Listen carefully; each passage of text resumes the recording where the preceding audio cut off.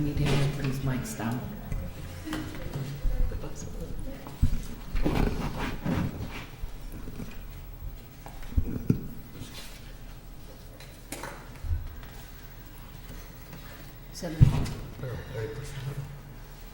Heard like 30 seconds.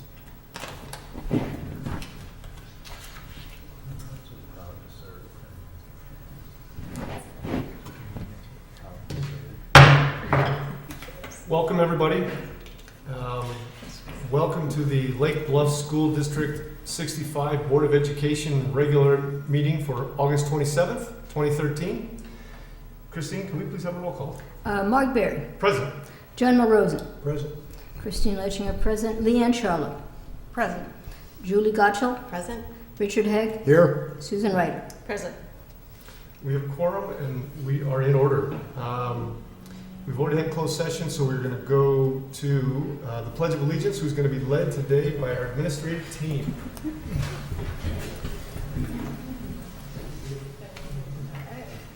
Pledge allegiance to the flag of the United States of America and to the republic for which it stands, one nation, under God, indivisible, with liberty and justice for all. Thank you. We're going to start today with an opportunity for public comment from anybody in the audience. We welcome comments from the audience, but the board president will determine the format and ground rules for comments in the best interest of the audience and agenda. We will also offer this opportunity again at the end of the meeting, so if you see something in the meeting and you'd like to address the board again at the end, please don't hesitate to jump up then. Would anybody like to address the board? No, so we'll go on to reports and start with the 5A, the President's report, which is me. And the President's report today is largely a thank you report. I wanted to start by saying I wanted to thank Dr. Sophie and all her staff for all their hard work. They have really been working very hard the past 2 weeks. I don't think people realize how much work it is to get the school year up and running. And we should all appreciate everything they've done in the buildings as well as in the district office. I wanted to thank all the teachers for all their work and all their efforts. We really appreciate everything you do to get your classrooms up and running. And finally, wanted to thank students and parents for making it the start of this year a really smooth one. And let's keep going. Let's keep that good momentum moving forward. Wanted to also draw attention to and thank the Village of Lake Bluff for whatever role they may have had in help motivate IDOT, the Department of Transportation, to complete the repaving job in front of the elementary school as quickly and as efficiently as they did. Whatever you did, it worked. Thank you, and it is greatly appreciated. I wanted to thank everybody on the board. We've put in a lot of extra hours lately to deal with a number of issues. Bond refinancing is not the smallest of which. I personally appreciate everybody's work and the time they put in, and wanted to draw attention to that so everybody's aware of that, going above and beyond. Thank you for helping us keep this move forward. There's going to be more of that in the not too distant future, so we appreciate your commitment to your community. I would also like to draw attention and thanks to the over 30 community members and staff members who served on strategic planning committees on August 7th. They gave up a whole day of their summer and was here for an entire day to work very hard and help us get our strategic plan up and running. So thank you again. Thank you for that. As far as communication goes, I want to remind everybody who may be listening or in the audience who has not done so already that you can get on our email database list by going to our website, which is lb65.org, and clicking on the e-news sign up banner in the lower left-hand corner, so you can get all of our email communications. But also know that we will be sending out hard copy newsletters on a regular basis from now on. And you can also contact Dr. Sophie or myself individually, and our contact information is on the web, so don't hesitate to do that. Then the last thing I want to say is I attended a board president's workshop put on by IASB this past Saturday down in Springfield. So I'm sure you'll notice a tremendous change in the way that I run meetings before and after. So just wanted to know that I went through that. And Springfield is a very exciting town. Oh, yeah, it was wonderful. Yeah. So we're going to kick that off now with LBES Principal's Report and Dr. West.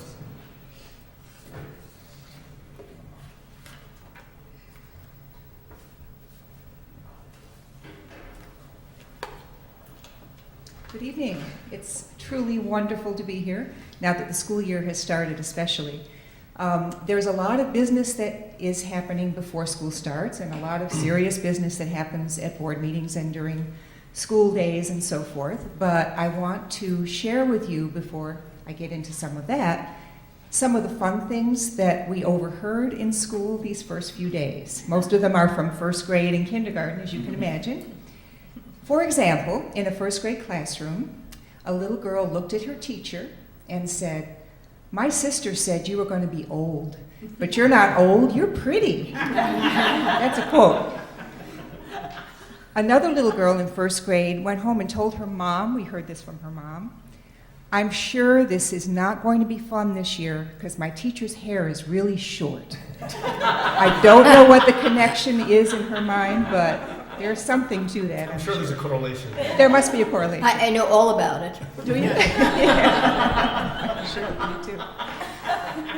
During kindergarten assessments, which we do the 2 days before the kindergarten kids start their year, one little boy just did not want to do it. And the teacher said, "Come on, it's time for you to do whatever it was that they were doing at the moment." And he looked at her and he said, "Nope, I'm just not up for that right now." So I have a feeling he's going to be okay.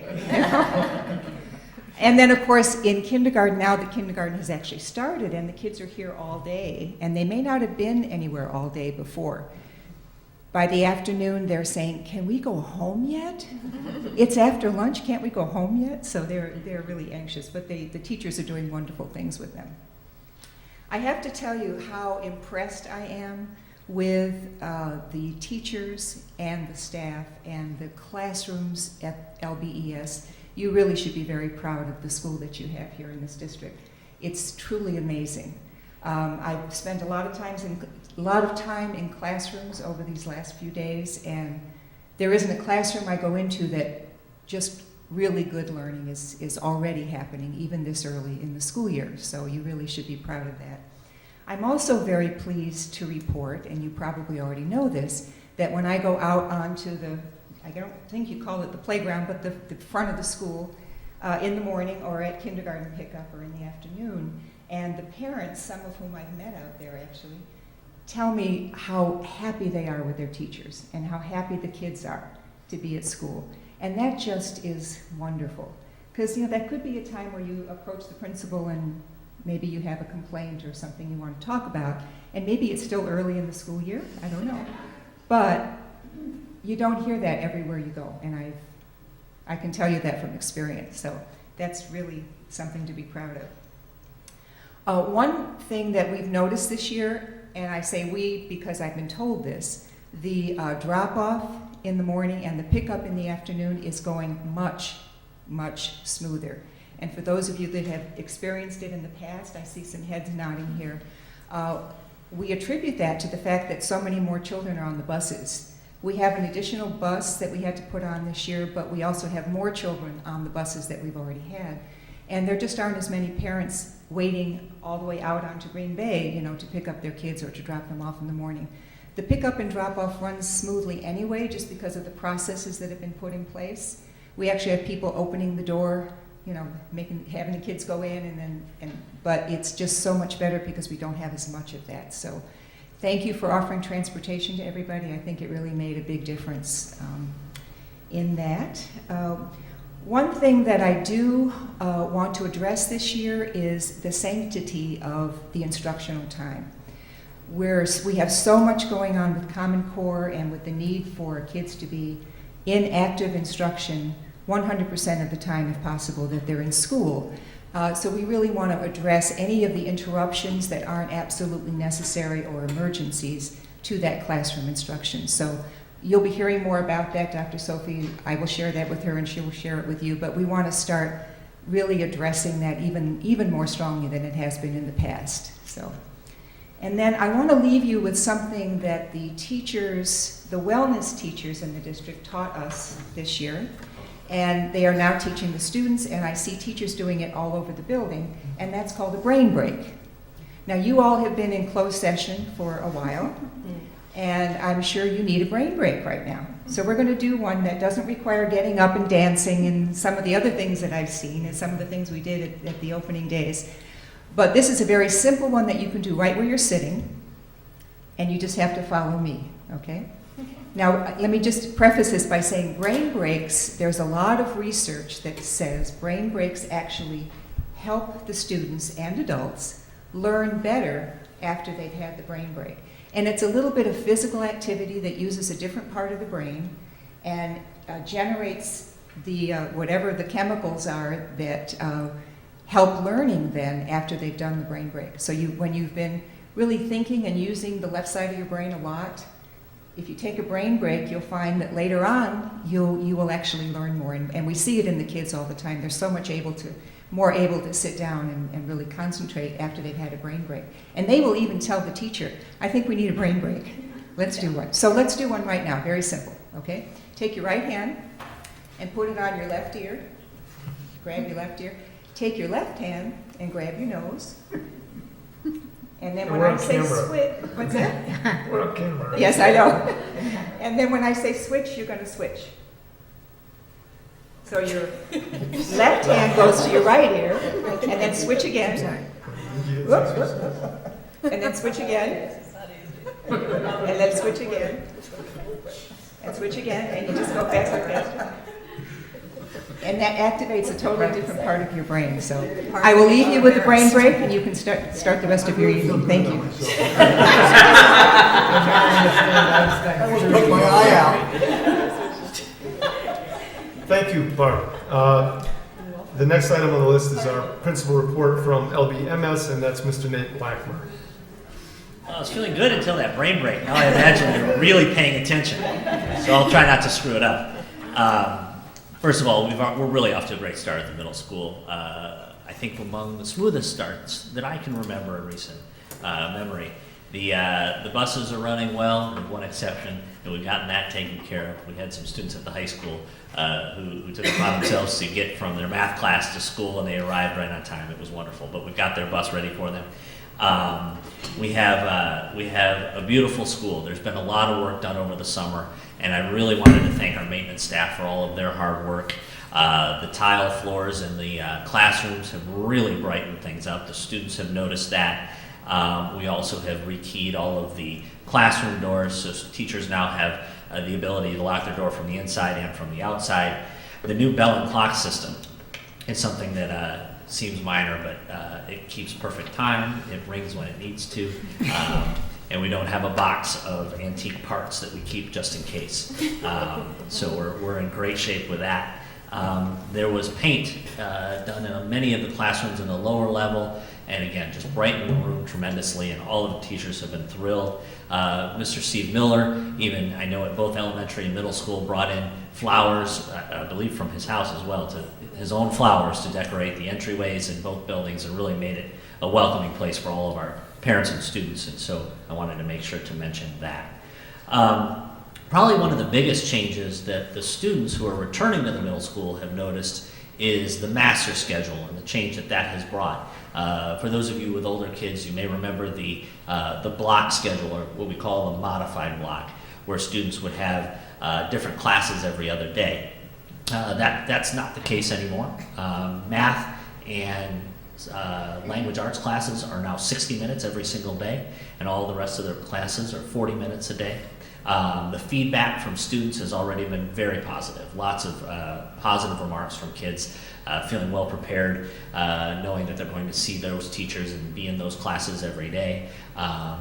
Those who have suggested that 80 minutes was a difficult time to concentrate all at once have really found the 40-minute classes or the 60-minute classes to be advantageous for them. So that's been a very welcome addition to the school from what I can tell from speaking to our students. Athletics is underway. We have girls volleyball, we have co-ed soccer, and we have field hockey. However, field hockey and soccer were canceled today because of the excessive heat, but we'll resume that tomorrow. We have some upcoming events to be aware of. 6th grade curriculum night is on Tuesday, September 3rd at 7 o'clock. We also have then the next night, 7th and 8th grade curriculum, and that's Wednesday, September 4th. Just prior to that meeting, we're trying to make it a one-stop shop for our 7th grade parents. The Outdoor Ed, Lake Bluff Ed Parent Informational Meeting will also be on the evening of September 4th, and we'll begin that 45 minutes before the curriculum meeting. So that meeting will start at 6:15. And then, of course, our Outdoor Ed and Lake Bluff Ed trip for the 7th grade will occur on September 18th, 19th, and 20th, and that's a Wednesday, Thursday, and a Friday. So I also collected some quotes from students for the first few days of school, and I thought it might be fun to share those. I'll do it a little differently, though. I'll ask you to listen to the quote and tell me whether you think it was a 6th, 7th, or 8th grade student who made that remark. So here we go. Best first day of school ever. 6th. Yes, indeed. That was a 6th grade student. Thank you. Where do these teachers even come from? They're so awesome. Direct quote. Anyone want to guess grade level? Okay, that was an 8th grader. Nice. Mr. Blackmer, do I look different? My response was, yeah, you look taller. That isn't it. I'm more mature. Seventh Yes. grade. That was 7th. That was 7th Yeah, I would grade. say 7th grade. And finally, I like everything about the middle school. I love my locker. I love my teachers. I feel free. 6th. Yes, indeed, that's 6th grade. Thank you very much. That was good. Thanks, Nate. Okay, we're moving on to D, which is superintendent report, and Dr. Sophie will present that. I think there's nothing more satisfying than hearing what some of the kids say. It's been fun to be outside in the opening days of school. I will share that this is the very first time that I've had more kindergarten parents rather than kindergartners who cried, which made me feel better because I was one of those kindergarten parents that cried, so I brought Kleenex out. It was a great beginning of the school year. Very heartwarming to me is when, as I shared with all of you, I had one of the elementary kids come up to me and said, "Well, Dr. Sophie, you're back." I thought that was pretty special. At the middle school, I always get a kick if I get there early enough to see kids telling their parents, "Mom, go over there, Mom." So, and then I kind of always look at the kids to make sure that everybody has a friend or somebody to connect with. And I really didn't have to worry about that. The teachers were all out with their signs, and Mr. Blackmer was out there making sure that all the kids had someone to talk to. It was really an exciting beginning of the school year. Again, thanks to the village for speeding up our Green Bay Road. It was great. It was not expected to be that smooth, and it really has made a huge difference having the kids on the bus.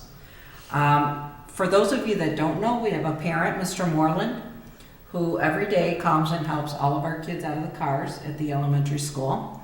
Very graciously volunteers his time, and he actually told me the second day of school, he said, "Dr. Sophie, I am downright bored in this job this year." So very, very different than what he has had in the past. We've had successful institute days and meet the teacher. And I'm going to end with enrollment. Our early childhood class is now up to 5 officially. So we'll be talking about an aide for that classroom, an official aide. As I shared with you in an email, our half day, we have twins that have now moved to full day, so we're down to 22, expecting that we'll have 2 more transition to our full-time kindergartners. We have full-time kindergartners this year of 68, and just so you have a gauge, last year we were at 47. First graders, and now I'm just going to give you class sizes. Our first grade class size average is 15.75. Second grade class average is 19.5. Third grade average is 18.6. Fourth grade average is, I didn't calculate that one, so I'll have to come back to that one. Our multi-age is at 20, and our 5th grade class size is around 23. Our middle school numbers, just so you have something to gauge by, our 6th graders, we have 99. Last year we had 103. Our 7th graders, we have 103. So we started what we ended with last year. And our 8th graders, we have 106, and last year we had 109. So our average, our number of students at the end of the day today is 832 students. So that concludes my report. Thank you for everybody here, making it just a great beginning of the school year. Thanks to the PTO and all of their food that they brought. They included the district office. It was awesome. So every time we turned around, there was more food being delivered. And we were very appreciative because it's those kind of days that we're running here and running there, and it's just nice to have food there. So we want to thank everybody for that. Jean, I just wanted to ask a question. I had a couple conversations when we went to the workshop with some teacher that expressed concern about tardiness with kids. And I assume that this is what Dr. West was referring to when we talk about interruption. Can you clarify that? Absolutely. One of the things we're working on this year is what I call protecting the instructional time. And we're going to be looking at things like how many times we call in a classroom or deliver lunches, because every single time you interrupt a class, you're interrupting instruction. And one of the biggest things that we hear from teachers is the amount of tardiness for our kids.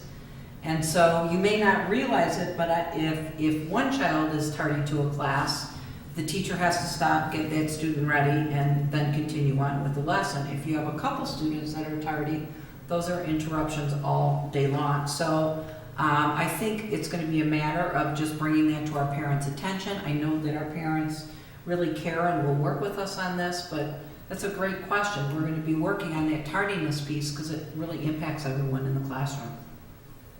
So yes. I hope parents will really work hard at that. I'm also curious to see how the additional kids being on buses will impact it. Because I've often had the sense that getting 600 kids into that building in a 10-minute time frame, maybe it is possible if everybody leaves early and gets there on time, but I'm not sure of that.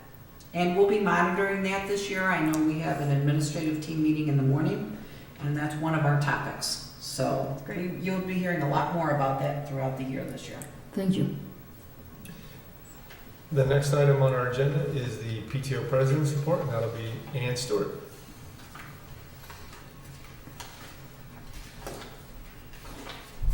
Okay, good evening. PTO started off our year at Locker Day at the middle school with distribution of school kits as well as a little bit of a pizza lunch for all the kids that showed up. I'd like to thank Matt Kerouac for organizing that. He did a great job. He had his kids with them, so team effort there. LBES, thank you to Kim Burke. She organized the school kits there, and there are a lot of them to be distributed. Again, lots of kids helped out that day. And then lunches were provided to LBES, LBMS, and district office that first week, either Wednesday or Friday. And the last thing I have was the back to school splash. It was enormously successful. We had 599 attendees. The parents seemed to love it. We had the Raging Kitchen food truck outside, and people loved the food. So I think it's safe to say that we will probably vote to do that again next year. So it was a good way for new families to come and get to know other folks. I was able to meet a couple new families, so I hope that we'll do that again next year. That's terrific. 500. It's a great event. Holy cow. Thank you. We appreciate it. We're going to move on to item 6, all of our discussion items. And we start out with the superintendent board agreements. Today we're going to, if you guys have in your packets, we have this document. These agreements are a code of conduct that each new board reviews, discusses, and ultimately makes its own. This is something that's passed down from board to board, and every board has to review it and discuss it and embrace it. Today we'll attempt to discuss one section of these agreements. We'll do approximately one section a month, and we're doing the during the meeting agreements today. Just understand that as we go through this, that board agreements are intended to be read and discussed in public, so that the public can see that we've given a lot of thought to the manner in which we conduct ourselves. It's part of our responsibility, as indicated in one of the agreements we'll be discussing today, to be professional and to role model the type of behavior we expect. It may not be the most efficient way to get through our agenda, because it is going to be time consuming, but it is important that we're seen discussing the agreements. So, Can I add one thing to yeah, that? This really aligns also with the work that we're doing both with the administrative team and all of our classrooms. This year, our administrators came up with what we're calling a social contract, and we came up with rules that we felt that we all needed to hold each other accountable to. And then now the buildings are really doing it, and they're going to be doing it within the classroom. So it really aligns with everything we're doing throughout the school district this year. Thank you. And I wanted to thank Julie Gottschall for spending time and tweaking some of these to get us a head start on it. The first one is, during meeting agreements, number one is, meeting agendas shall be made available to the public pursuant to the requirements of the Open Meeting Act, and will be available at the meeting site, on the district website, in the district office, and through the media that has requested the agendas. Now I'm looking for comments, concerns, questions about, there's 10 or 11 of these that we're going to go through. Does anybody have any word changes or things that they don't feel comfortable with? No. Number two, the public shall have an opportunity to participate in the meeting during designated public comment times. At the beginning of each meeting, the board president will announce the time for the public comment during the meeting. Typically, the public will be invited to speak at the beginning and the end of each meeting, although comment times will remain subject to the president's discretion. Okay? Well stated. Number three, the board and administration generally will not respond immediately to public comment at meetings. If comment is deemed appropriate, the board will speak to the board president and any member recognized by the board president. The president may recognize the superintendent for factual information or comment. Questions and answers from public comment will be posted on the district website. I think that's important, that we will always follow up. Any comment? Number four, the board president will ensure that only one person speaks at a time and that each board member has an equal opportunity to participate. 5, board members will listen respectfully to each other, the administrators, and public participants. No side discussions. I was wondering if we should add, no texting, no phone calls, no any of that kind of stuff to that kind of. No. Is it not necessary? Yeah. Well, no phone calls, maybe.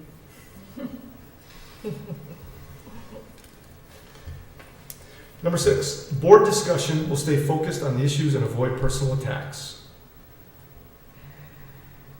7, board members will endeavor to adhere to the agenda and focus on board work. Example, policy decisions, action items, matters of accountability, etc. Not administrative/staff work. Number 8, each meeting participant, including the superintendent and every board member, is responsible for monitoring compliance with the law. Example, the Open Meetings Act and policy. A point of order can be used to get the meeting back on track. Number 9, I'm just going to keep reading until somebody stops me. Number 9, board members will refrain from taking a final position on an issue until all information is presented and reasonable discussion has been undertaken.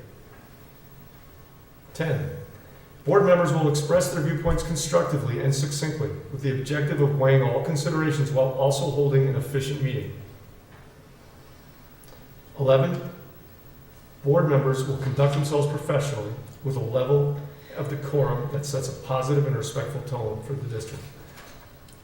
11 is the only one that I had a slight exception to. One of the wording on the prior version of this had to do with being role models for the community, and I really like that.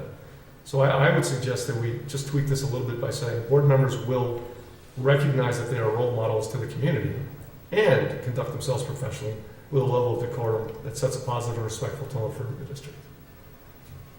I like it. Sounds good. Fine. Let me just give you that version. I've got it. Great. Any other comments on board agreements? We'll go through another one next month, another section next month. I'd just like to echo your thanks to Julie to make these so clear and Yep. Trimming them down. trimming and, Yes. yeah, it's Would you like me to send the next section to Julie? Directly, yes. You're gonna volunteer, Julie. Maybe the bulk if she's. I think I Actually, I'd really like to do this stuff, so go ahead. All right. Happy to take a look. So that will be done. We all have different strengths.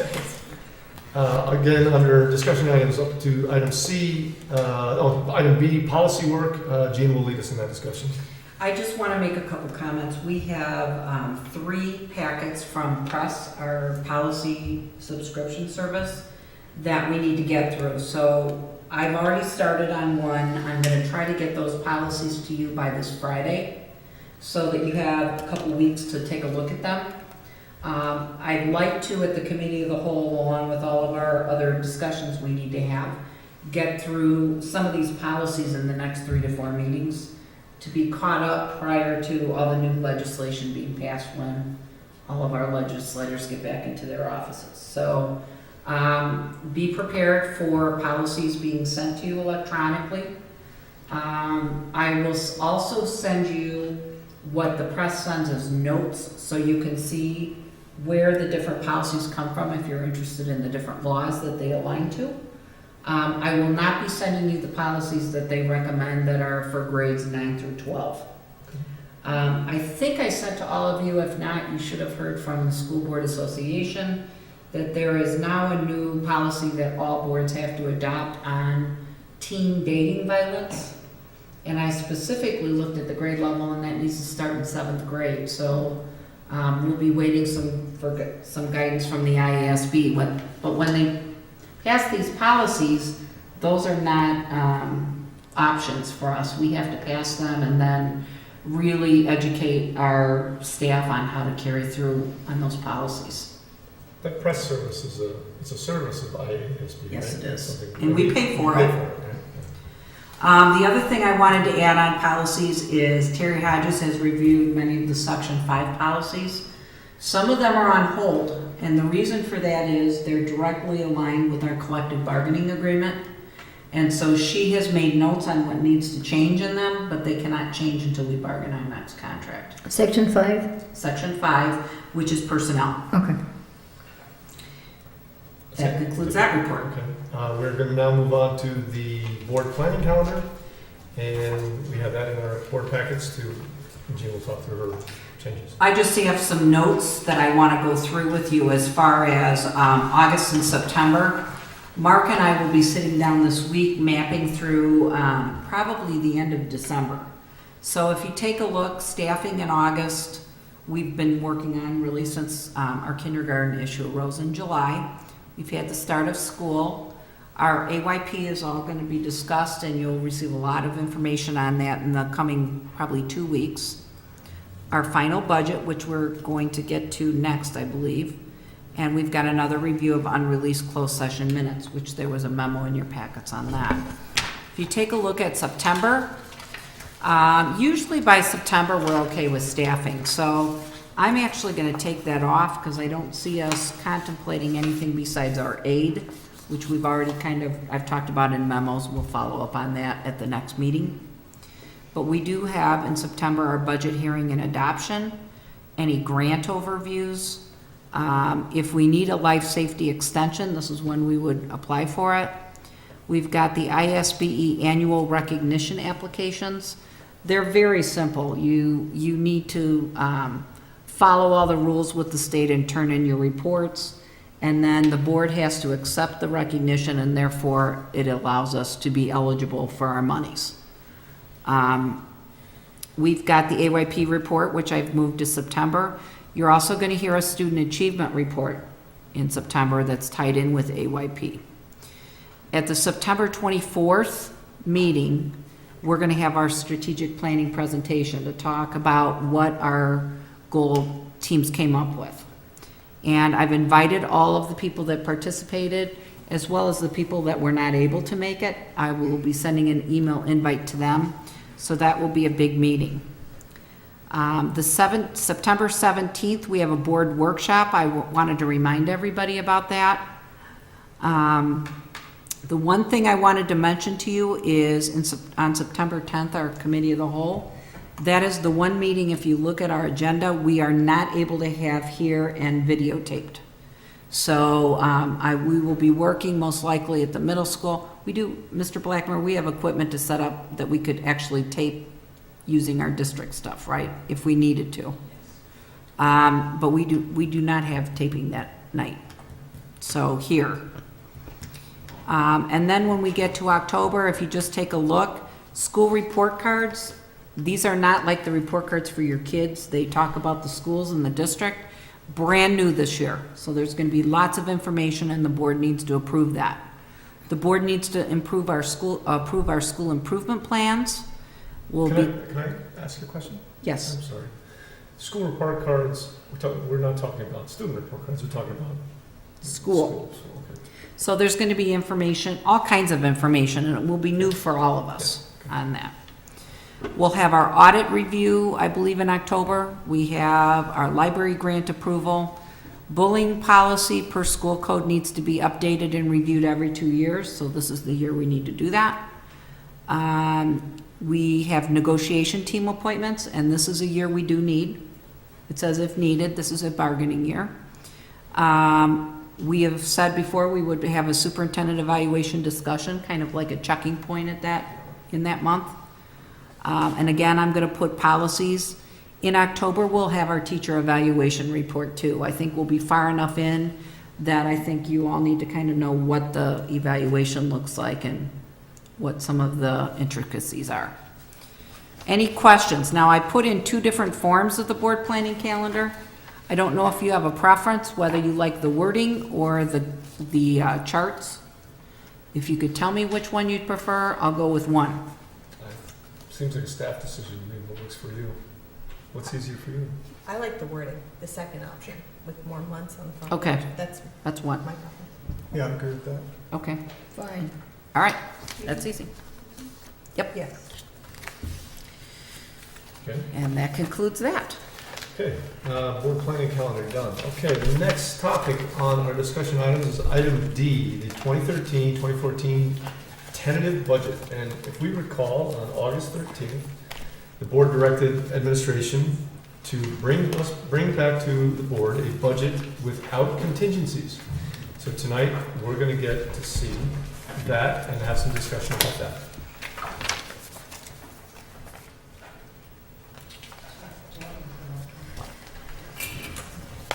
Good evening. Hi, Jay. All right, you have received in your board packet a revised budget. This is the tentative budget.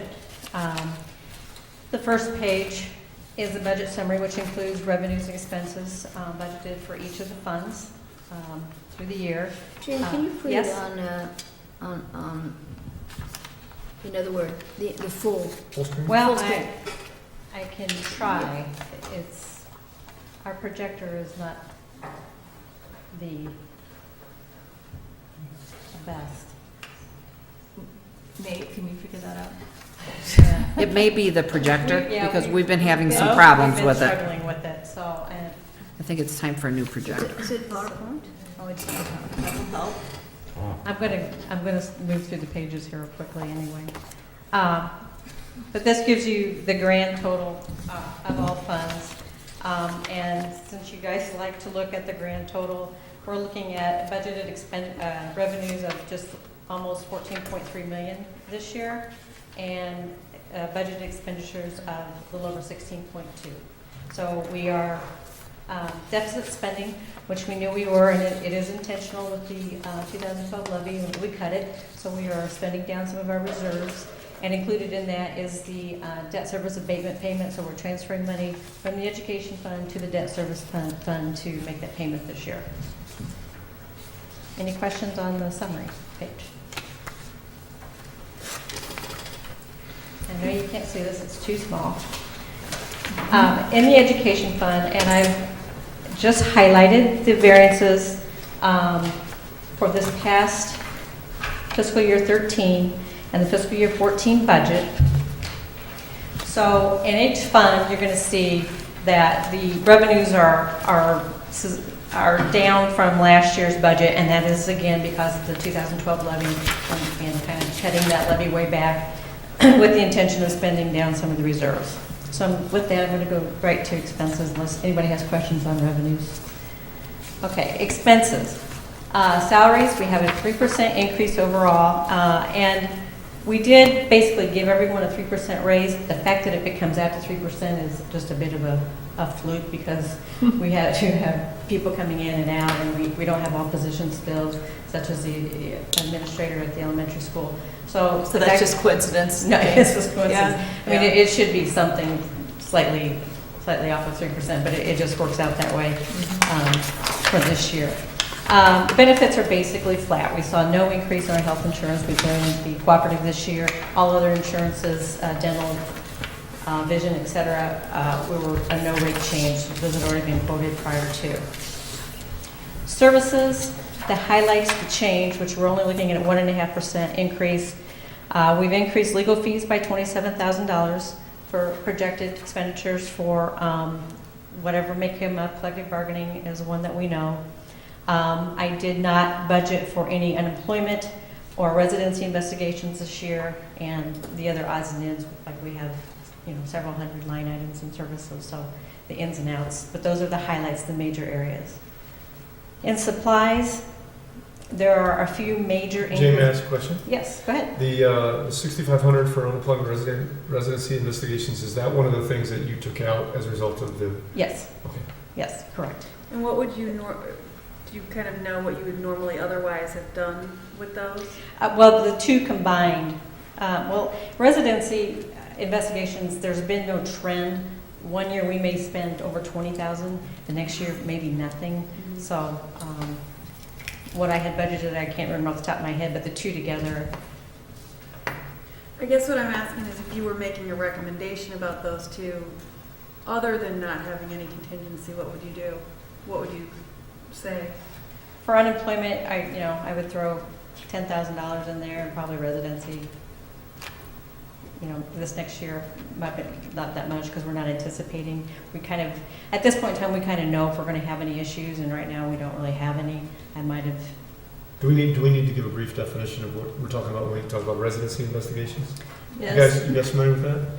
Well, I think for the public, we need to do that. When we have a student enrolled that there's a question that they are a resident of the school district, we have hired private investigators to actually determine if the child is actually living in the district. By Illinois law, you can only attend a school district if you're an actual resident of the school district. And so there are implications for a district if they allow children to enroll that don't reside in the district. So A couple of years ago, we had several. we had a handful of them. So okay. Thank you. Yes. To supplies, yes, we did increase our supply budget this next year. We're anticipating buying new student desks at both schools. We have not purchased student desks on a regular basis for a number of years. When we moved into what was then the new elementary school 4 years ago, we moved everything from the other schools in there. We didn't really buy any new student desks or classroom furniture.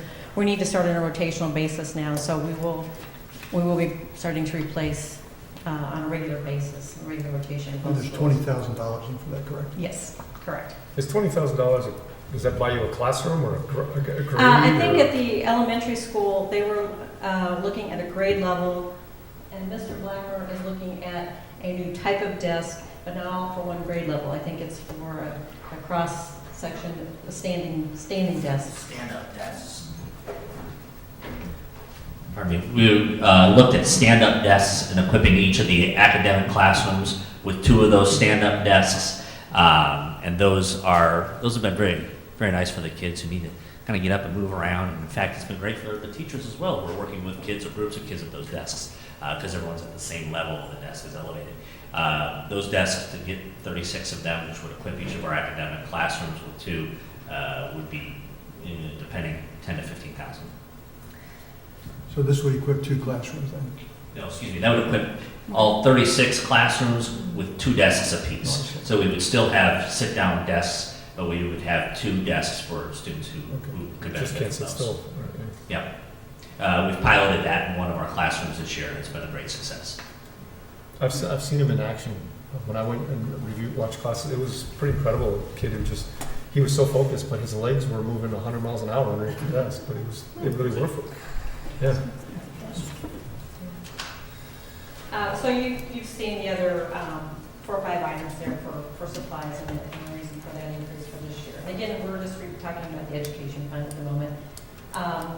Capital outlay, I've listed out what those purchases include this year, because that will kind of change from year to year. We do the 6th grade laptops every year. This year we are buying some iPads for some lower grades, and we are completing out the interactive whiteboards in all of the classrooms at the elementary school. We've been, the last 2 years, buying them kind of at a grade level.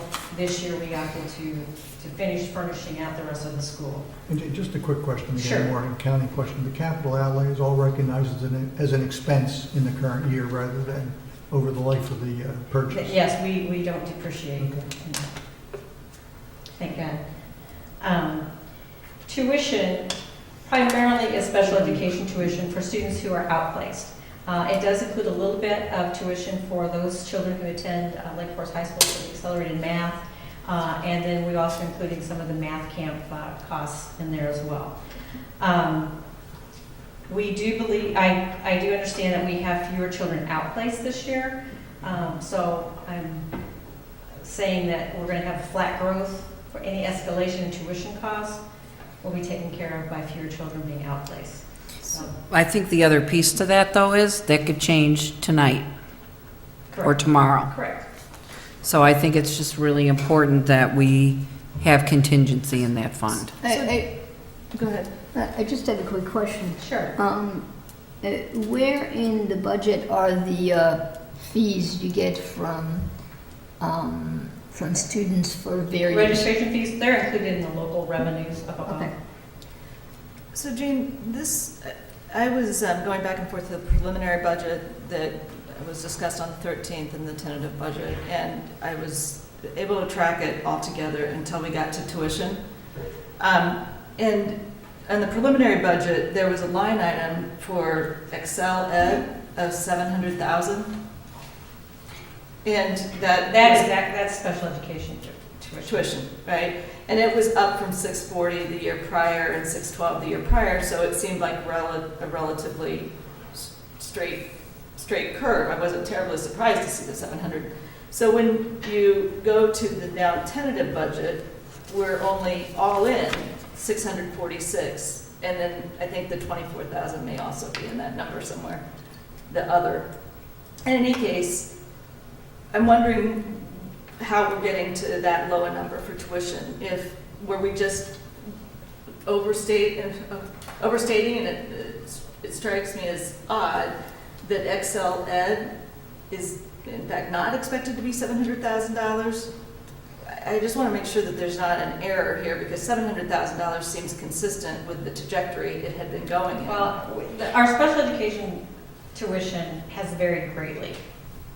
We were climbing close to $1 million not too many years ago. 2008, 2009, 862. And then it fell. Nobody can ever tell me from year to year what our special education tuition is going to be, because we don't get information from NSSED Right. on what the exact tuition costs are going to be, gross or net. I don't know exactly what placements are going to happen from year to year with certain children. So I base the budget always on my best estimate based on whatever trending I can see. Right. You know, and built in what I think and believe and hope will cover whatever happens during the school year. Yeah, I can see what you're saying about the trend that being sort of up and down. So 2008, the line item for all tuition fees, et cetera, 1 million, then 2009, 770, and then 2010, 680, and so on. And really, since 2011, we've been pretty consistently on that line item, right? You know, just under 800, 750. So when I see that number and compare it to now 646, I get worried about that. 647 last year? Yeah. Yes, So yes. So the actual, Wait, according to your chart, it was Yeah. 647 last year. so I'm looking at, maybe I'm not looking at the right chart. Well, the budget is for next year, 646. Next year, So- 646, this past year was 647 actual, pre-audited results. So, okay, so maybe I'm thinking that more things are included in tuition than. You're looking they at are. the line, detailed line. I am. item, Yeah. Yeah. So it's apples and oranges? Is that? I can't speak, I can't, off the top of my head, Susan, I just can't speak to that. I mean, Okay. this document is. I think we had a should be- conversation during the workshop about, it's very hard for us to wrap our head or, around the budget because information is in multiple places and we have account numbers, but sometimes you move somebody from one account to the other. So the only meaningful comparison is aggregate. And we really don't have this as a format, and I think it's probably something that we need to work on for the next budget cycle. Trending, because I think the trend are really interesting, and probably tracking the trend systematically and projecting the trend, will help us, budget in a more transparent manner. I see. So there's two items that are listed as tuition, Excel and payments to special ed, and that's where the 647 comes from. Correct. It looks like from last year. And we are now saying that it's more or less flat for this year. This Budget is flat, correct. Yeah, okay. I would just like to follow up with Susan on that and ask Jean your opinion of your level of comfort with budgeting flat in an item like that is so subject to volatility. I think especially in the special ed area, but also in some other areas, we need some contingency. This one by far is probably the most important to me because we just don't know what's going to happen with kids. I mean, we could have, I've actually, as a principal, had 2 kids move in the same week that were both outplaced and with lots of money involved, and I would feel better with the money involved. If I might, I'll speed through this if we want to speed through this, and then I'll address what can happen if we go over budget, the contingencies, and maybe that will bring a little comfort to this part of the discussion. If that's all right with, okay. I don't know how useful this is on the screen. Other or miscellaneous things, dues and fees, athletic fees, et cetera. It's a very small little tiny piece of the pie. Lease and debt payments, those are copier leases, and they are what they are from year to year. We sign up each copier for a 4-year lease, and at the end of 4 years, we roll them over for new copiers. I do show you the $1.1 million transfer from education to debt service to cover that payment here. So we're looking at total deficit budget of $1.4 million in the education fund. Okay. O&M fund, same thing with revenues, decreased due to the 2012 levy.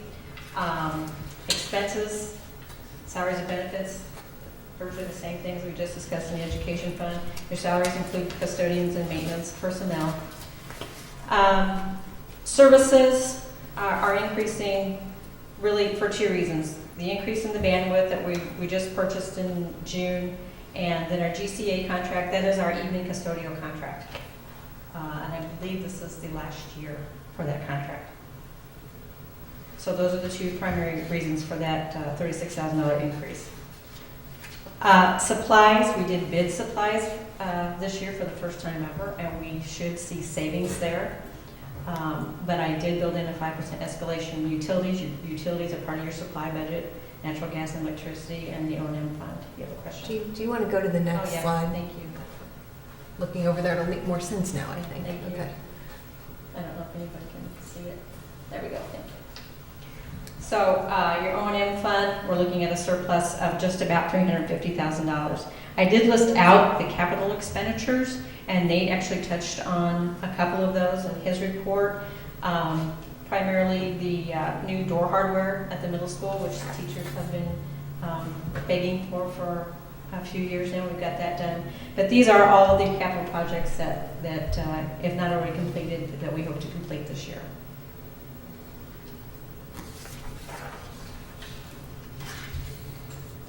Okay? Do we Yes. have we been able to take advantage of the electrical, what do you call it, the electrical cooperative that the village had? Aggregation. We're in a cooperative. Okay. We're in a cooperative with many school districts. There's park districts included, some libraries. It's a very large cooperative. Debt service, that's your bond and interest payments, and the money will come from the education fund. So that is all that fund will do. Transportation fund, again, the 2012 levy was reduced and also eliminated the student registration fees, so that those combined are your decline in revenues, local revenues for transportation. Our contract with Olson has a 3% escalation in it. However, special education, which we actually went over budget this past year, we are transporting fewer students this year, so that should offset some of the escalation for the regular education transportation. However, we did just add a bus route to regular ed, so we'll be close on transportation. Any questions on that fund? IMRF fund, again, that pays your employers matching benefits for our IMRF employees, that's your non-certified, also the employer's portion of FICA and Medicare for those employees eligible to participate in either of those. Capital projects, we're spending down the last of our capital projects money, which was left over from the building project, and that went towards our asbestos abatement work at the middle school this past summer. So that fund will be done. No money left. Working cash, again, no expenditures from working cash. Its sole purpose is to loan money to operating funds unless you abolish or abate a portion of it. So revenues are from property taxes, but there are no expenditures and there's no loans out. It's your savings account, basically. Questions on anything in the tentative budget? You did, I think, receive in a separate email a document that totaled all funds, and overall, in all funds combined, we're looking at a 2.7% increase in the fiscal year 14 budget over fiscal year 13 expenditures. That's everything all in. Yeah, I think if you take the salaries and benefits out and just look at the discretionary expenses beyond that, it's a little closer to 4, but it's still a small number. Yes. You're right. Okay, talking about contingencies, we did eliminate, after the board meeting a couple of weeks ago, or was it only a week ago? I don't remember. We did eliminate, I think it was about $75,000 from the budget. If it appears that we're going to go over budget in any of the funds, and it will be done by fund, not in total, because the state's going to look at it by fund.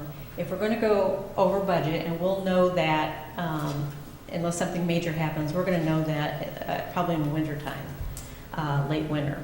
You can amend the budget at any time. You got to follow the same process we're doing right now. You've got to have a preliminary amended budget. You've got to review it. You've got to advertise in the newspaper. It's going to be available for inspection for 30 days, and then you adopt an amended budget.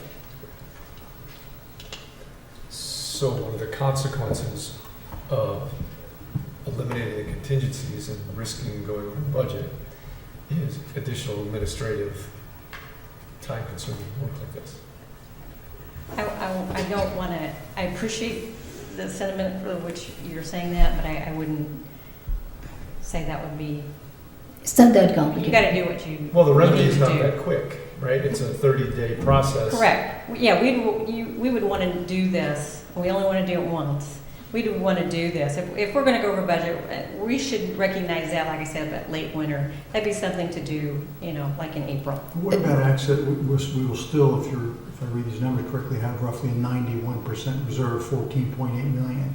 What about the ability to You access can, yeah, reserve? you can spend reserves. What I'm saying is, if you go more than 10% over your budget, you've got to amend it. All right, but 10%, this is a, Expenditures will be covered by your reserve. right. But to go over your budget, you need to amend the budget. So the budget amounts, But basically, that's $1.5 million. I mean, so the likelihood of this happening, I mean, in your estimation is what? $1.5 million? Well, it would be by 10%. fund, right? It's Yeah, by- it's by fund. It's by fund. It's by fund. But, you know, What is so we- 1.5 million? I missed 10%. it. 10% 10% over. of the overall Oh, right, budget, but okay. the need to amend would be. And the assessed bulk by of your fund. budget is in So if you- education. If we know, let's say in December, okay, we're gonna have a radically different expenditure for tuition, for example, which seems to me like a pretty obvious place where you could have that That would happen. be, Right. Then we do an amended budget. How does that affect us? Is that nothing? No. Just the time it takes to do it. Our rating of the Okay. state isn't impacted. there are some districts that amend their budget every year. I personally don't think that's good practice. If you're gonna do that, then why do You you have have to the amend the budget? budget if you underspend? No. If you underestimate, you don't? No, you If do not. overest- No, So you if you do not. underestimate and you spend more, you have to amend it. If you overestimate and spend less, you don't have to, If you go 10% or more over budget, you've got to but amend not 10% or less it. on No, it. absolutely not. Is there additional work if you are overspending but you're under 10% to dip into your reserves? Is there anything? The reserves aren't even, it's not even the issue if you have the money or you don't have the money to cover. It's whether you go over, you say, I'm gonna spend $100,000. If you spend $110,000, you need to amend the budget. If you spend $101,000, So getting back to Which is silly. Christine's question. it's gonna be an audit. Jane, getting back to Christine's question, in your estimation, what's the risk of overspending this budget by 1.5 million? Well, I'm gonna look at individual budgets. I know you guys like to look at the total, but You have to look at. I'm looking at This is- individual budgets, yeah, so. Right? Yeah, to go over in the education fund, which is 12.5 million. 1.3. That's all where the money is, basically. Yeah, that is where the money You have is. to And that's overspend by pretty 50 stable, because that's largely salary. Yeah. Absolutely. You'd have to overspend by almost 50% because the Yes. discretionary remaining after salaries and benefits is about $3 million. Well, the replank in the education fund is the tuition portion, right? Right. That's the least Correct. stable portion of it. And I think I've heard you say that O&M can be pretty unstable. Well, yes, it can Snow be. and repairs and, Like if all of a sudden we needed a new boiler, yeah. it went out in the middle of winter. Well, but that is, I think that really warrants, absolutely. You know, and to some extent, That's where you want reserves. you know, that's why you have reserve for this sort of contingency. I think it's important for the purpose of this discussion to take a step back and just articulate why it is we said to take out the contingencies, because everybody may I'll not let you understand. articulate that. And I'm not sure I'm the best person to do it, but I'll take a stab at it. Because in including all of these contingencies, that is how we ended up, we think, with such a large reserve. No? No, ma'am. Okay. You do it then. You explain. Okay. There's two different things. You guys can articulate why you want the contingencies out. However, the reason we have the reserves is because previous boards did not levy to meet the next year's expenditures. We levied to get the maximum amount we could by law. Which is, as I Which- understand it, the way many school boards, maybe the vast 99 Majority, I would say But the we, majority. and we started this back in '04 when we were $1.6 million in the hole. So the boards were doing what they needed to do to bring up the fund reserves from a negative amount After the referendum. after the referendum to where we are today. Should somebody have said, hey, wait a minute, probably, but at that point in time, we're seeing some personnel changes. I'm not gonna make any excuses, but honestly, that's about the time when we started making some changes. And You it- did have board members say, hey, wait a minute, and I mean, it sounded like through the looking glass thinking to me when I first heard this at the Illinois School Board Association meeting. But that was, I asked, why weren't we budgeting, or why weren't we levying to the budget? And they looked at me like I had three heads. It was, I mean, that's just how, I don't know. Everybody there was saying the same thing. Because of PTEL, the limitations and the limitations you may face going forward, that's what school districts are doing.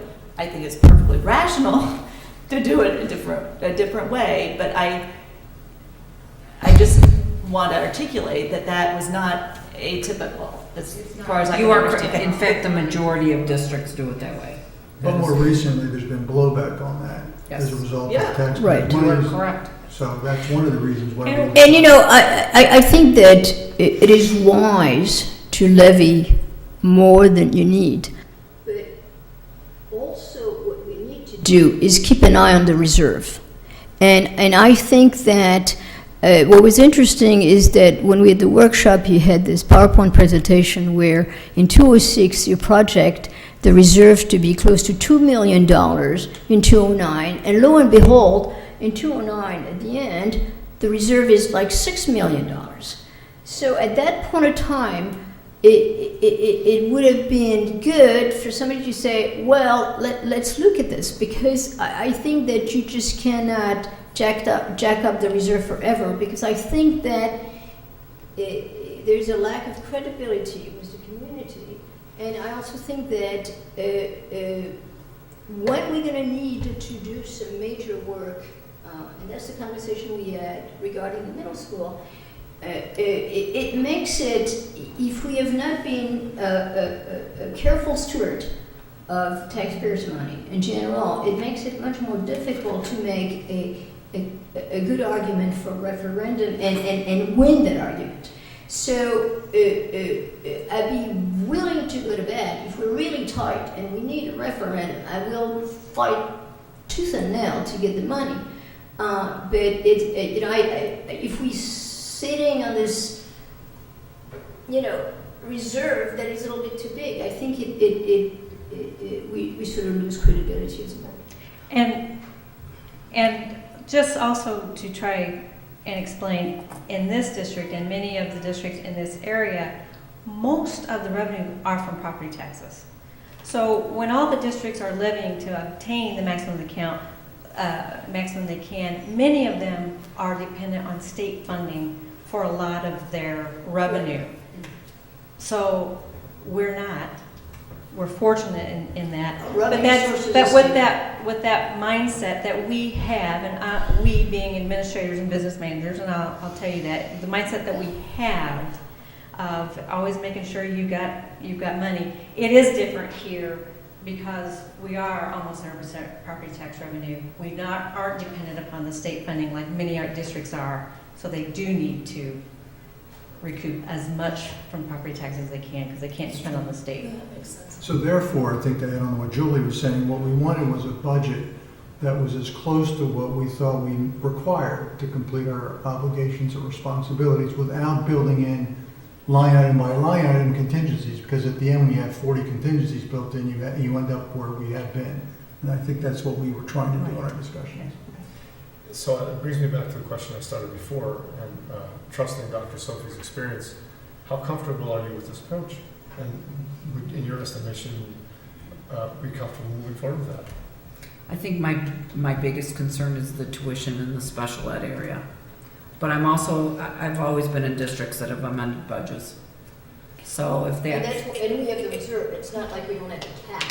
So it'd be, my biggest concern is just protecting kids.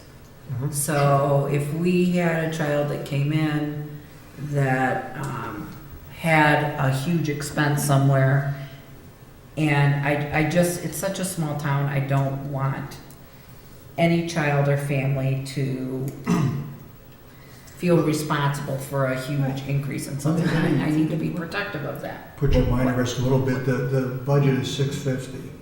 The highest we've ever had is $1 million. I think I went back 4 or 5 years. So we're talking about on the outside, another $300,000. We have 15 million in reserves. We're going to be nowhere near the 10% requirement. So I think we're quite safe. Is that? I don't think the reasonable point number? there, I don't think the point there was I've that been we alive couldn't, that, here in different years. I don't think the point was that we wouldn't be able to pay for it, because we obviously do have that amount of money in the reserve. But if you had, just for an example, one student who came in with a very high need, Right. and then you had to amend the budget based on that child moving in, it's gonna be fairly obvious to the public what you're spending on that one child. But you only Which amended. creates I think that's problematic for the child, for the family. As long as we're just amending it the way it looks As now, long as you it would be hard amend to the tell. budget and you just say that you're gonna amend this particular, that would be under education, We right? don't have to amend it until we're 10% above, right? So we'd have to overspend by $1.5 million. 1.2 in the education fund, Oh, but yes. Well, Right. Do you Well, have that's to what amend I by think is fund? right. With all of this being said, Well, So then, you- if you you're have- over I 10% think- in one fund, do you have to amend the whole thing? Yes. But so we're But talking even if about. you're not over by 10%, even if you're over by $300,000 or $400,000, it'll be known to people how that happened, because we don't have any. Well, but room you there, right? cannot, you can't, I think that, I mean, first of all, what is the likelihood of that scenario? It may happen, it may not happen, and I think that from Seems a really budget difficult. standpoint, you cannot,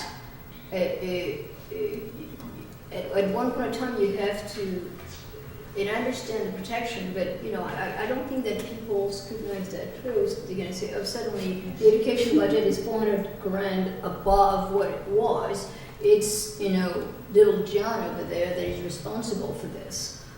You know, I think that's an unlikely scenario. I mean, people are gonna say, okay, it's over 400, and we're gonna say, yeah, we have some tuition issues. I think it's a pretty compassionate community. Right. I don't see people coming out with pitchforks after, you Yes. know, Is there any trying to reason- take care of the kids. is there any It's reason, amazing when pitchforks turn up, even in the most compassionate communities. is there any reason we can't just build a contingency to that one line item? If we don't think that's the right number, let's put a little bit more there. We can build a line item and just call the line item contingency. It's not tied to any one type of expenditure But the or purpose of. anything like that. What It would should be be, used- what would be the purpose for doing that? I think there's two things. There's the Compromise. budget and there's Compromise. the levy. Yeah. Yeah. And I think that ultimately what matters to people is the levy. The budget is, you know, the fact that you have to amend the budget for the state is really just the state being the state. You know, it's one of the things that you have to go through. It's a rule whose really, I mean, if you say that school district amend their budget on a regular basis is rather pointless. We just have to go through the hoops if we need to go through the hoops. In your experience at other districts and in your career, have other districts levied contingency to the portion of the budget that handles tuitions because of privacy concerns? No, but I've been in districts that they levy to their max because we relied so much on the state, and we never knew if the state was gonna pay us or not. So it really is not a fair comparison. Okay. Okay, but I- again, why can't we take that tuition number for the fiscal year 14 budget and increase it? If it's a concern of Dr. Sophie that we may want a little bit of a cushion there, is there a reason that can't be done? Is there a reason not to do it? It just increases the education fund more or less back, I think, what we'd be talking about is more or less back to where it was with the preliminary budget, which was 12.8 rather than 12.5, right? Well, that leads me to the question I was going to ask, which I thought of today, and I apologize for not submitting it earlier. I didn't mean to catch you off guard. But in that change between the preliminary and the tentative, is that $270,000 change mostly attributable to the tuition? Or is there other big It's things? all over the place. I think you spread it that out. Yeah, it's all over. I'm sure there was a chunk of it. I'd have to go back and look. Honestly, I don't I don't mean to put you on the That- spot. I apologize for that. I But just that looked at wasn't- this, 62,000 was salaries, 52,000 was services, 65,000 was supplies, 37,000 was capital outlay. It was spread. And then about 50 in tuition. I've got a spreadsheet breaking down the differences of the 270 if you're interested in seeing it. Our education fund is gonna be in the neighborhood of 12 and change $1 million, right? Our 12.5. 12.6. So if we only need to amend the budget if we exceed 10% of that, so we're looking at a change, we have to have an additional change of over $1 million. So. I think the odds are probably pretty good that we can handle that within that fund, if we're concerned about people. And Right. the other piece, taking yours a step further, if there may be other line items that are higher, so it wouldn't just be a tuition. I just have to be protective of kids. Do you think that we're not being protected? No, it's not that, I'm just concerned because I've been in districts where high needs kids come in, and you just can't predict when they come in, and you can't predict what their cost is gonna be. Well, but I think But we're we still have certainly 1.2 million to protect them if So we need that's to. a lot of protection, Right. right? It's So just, I hear what you're saying, but I think that, we have the cushion. Let's try it for a year and trend. Yeah, exactly, that's what it would be. it's just a major change of thinking. Of our thought how to process. budget. No, It I- is, so that's what it is. And Well, there's often a mentality that if you exceed your budget, that's a failure, there's something wrong there. We were all taught And that. the way we're building this, I would sort of assume that that'll happen somewhere in a way that's unavoidable. An elevator has to be replaced, or like some, significant, hopefully that won't happen, but something pretty significant could happen in one of these areas. I assume it will. So I think if we do this, we have to be careful to communicate When we see with it. one another Jane and I have talked about that. in public, that going over in one of those areas isn't necessarily a failure, because there are certain things a school district's required to do by law. You have to pay the tuition, or you can probably conserve in some areas, and other things you're not going to have a lot of control over. If history is any indicator as well, if you go back, on the other side, we've underspent in some areas. Mm-hmm. So, in my experience, you'll overspend in some and underspend in some, and I think that it's the way budgets are I created. think if you pair the decision to be more frugal in our budgeting along with what's going to happen in the next meeting or two, a very well thought out fund balance policy, the two kind of, it's checks and balances. They go hand in hand. So, we can really spend some time on that fund balance policy and make sure that it doesn't spin out of control over time, because this budgeting without contingency is going to have an effect on fund balance, but we need to check that with the policy, the way we design that policy. Okay. We'll have to look at the end of the year too, where the actual expenses were, which we do anyway when you do next year's budget, and really I see think where it that plays that's out. going to be interesting to see how that matches, and then we can, correct. I don't have any problem if we're over budget and we can justify why we're over budget. This happened in the elevator, a kid, whatever. I think that as a rule, it's better to plan lean and justify the need for more funds than just have a fatter budget where, you fall into the category of, I'm spending to the budget. I mean, we all work for a corporation where if you don't use the budget, it's not going to be there next year, which is a terrible way of doing business. So, we're trying to find a happy medium, and let's see how that works. So all of this presumes, I think, that we would levy to the budget, right? And we're, That conversation comes next. We don't have Not that. tonight, but We're- that comes up okay. in next month. Well, Right, policy, otherwise, the fund policy if we comes levy next, to then the- they'll have the if we levy to the max, this is irrelevant, right? We could budget, Correct. If we levy to the max, this is a moot point. right? Why- Yes. why would we go to the So next one? we're Right. going through this process in order to set a realistic levy. Standard. And last year, Right. we knew we were levying less than we needed, Correct. right? Last Yes. year, we knew that. Intentionally, we did that. Intentionally Yeah. drove down the levy. But that number was sort of picked up Oh, it was, randomly, and Yes. so I think that it may be better if we start being more no, systematic. no, no, about it. that's precisely what I'm saying. So, in the expediency of time, needing to be prompt about getting to a decision and needing to drive down those numbers, we did pull those numbers, the levy numbers, out of Right. the air. But I think that this is a disciplined way to achieve what we're all trying to achieve, and that's some balance between the need to be conservative in our taxation and the need to have some resources to go to should something drastic happen. Correct. I'm very comforted, I have to tell you, by the 5 years of data that was provided in the 13, on the 8/13 meeting that I wasn't able to attend. That data shows a pretty long track record of trends. And if we are doing something that is completely out of whack with those trends, I think John made a good point, right? He made a point that even if we spend as much as we've ever spent, it's $1 million in tuition, something like that, ever spent in these last 5 years. I shouldn't go back any further. And with that kind of data, I'm comfortable with this kind of approach. It frankly is, you know, how we've been doing it in corporate America for a long time. I think it's normal to look at a budget and think of it as the price is right. You know, it's as close as you can get without going over. But I think we're not trying to do that in corporate America anymore.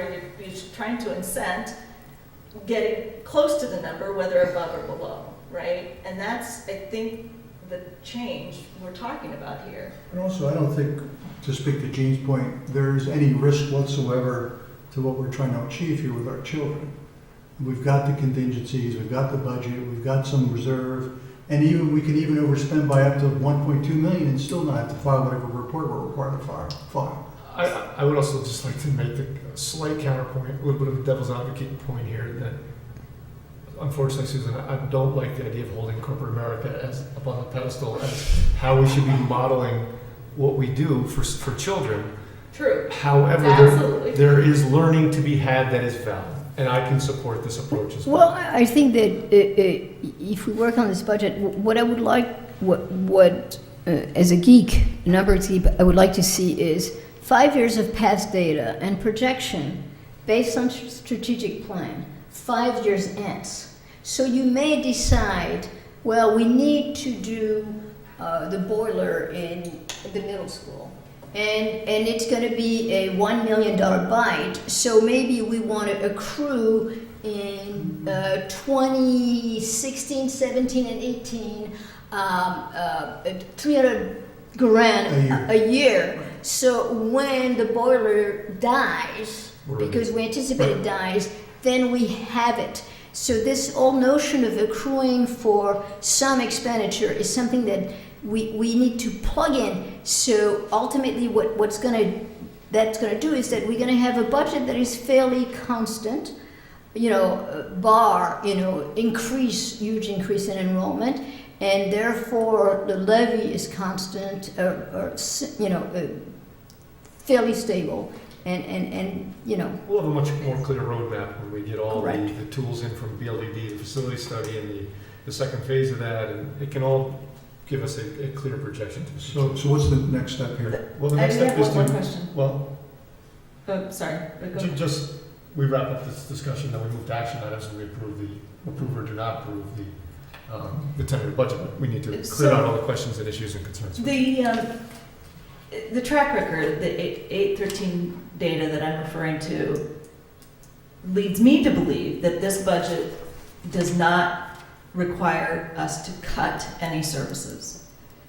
Is that, obviously not knowing what might happen in the future, with the budget the way it's stated, the tentative budget, are we cutting back anywhere? No.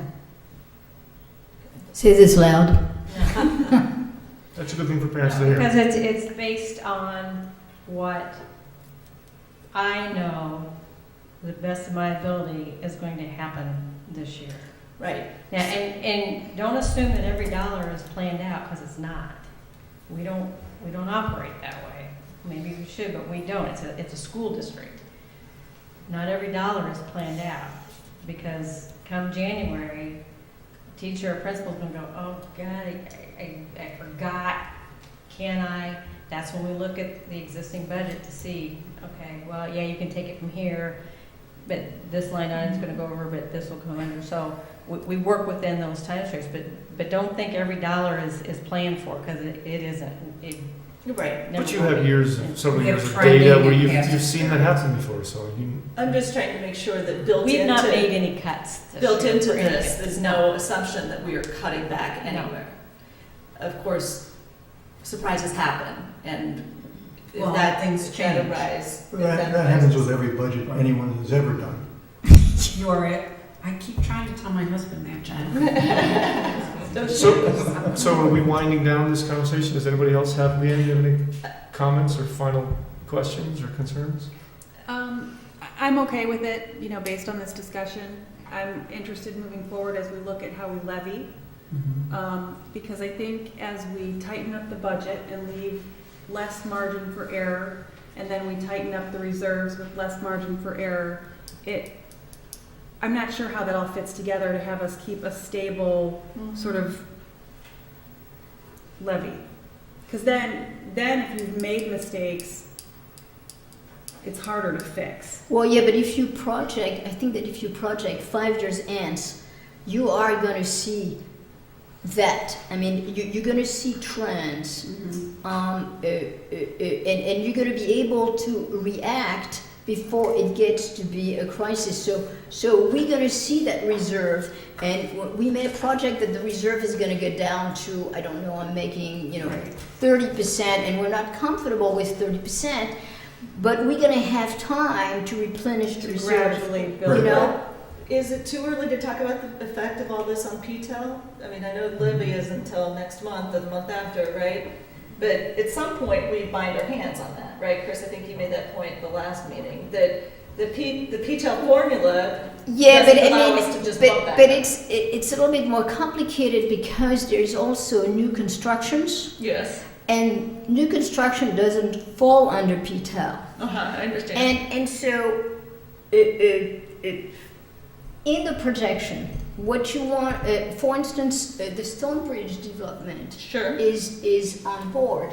The Stonebridge development is going to bring a couple of things to the school. There's something called the Naperville Ordinance, which is an impact fees that will go to the school. And based on the size of the dwelling, it's probably, I'm guessing, so don't hold me to it, but let's say 20 grand per dwelling that will go to the school. And how the village negotiated, maybe a lump sum up front or as people move in, and that is to be negotiated. The second thing is that you're going to have additional EAV, which is new construction, which is not under PTEL. Do you see what I'm saying? Which we have to I capture. do. when it comes Which on we the have to rolls. capture when it comes in the roll. So now, you don't want to count your chicken? Chickens. Eggs or what? Chickens before they hatch. Don't count the chickens before they hatch. Don't Thank count you. the chickens before they hatch. I'm terrible at metaphors. I apologize. So you may want, you don't want to build it in the budget formally, but you may want to keep that in mind because these are additional funds that would come in. But at the same time, you don't want to necessarily count them. But that gives you some safety valve. Jane, want to comment on that? Well, I just wanted to clarify, she's right, you don't want to count on it because things can happen and they happened the last time they tried to develop it. So we don't want to make projections, expenditures based on what we hope Stonebridge will bring. Yeah, Right. We want Stonebridge Dangerous to territory. succeed, but it Right. didn't last time, and so we don't know. So we want it to So we succeed. don't count chickens. And the before they impact hatch. fees. Correct.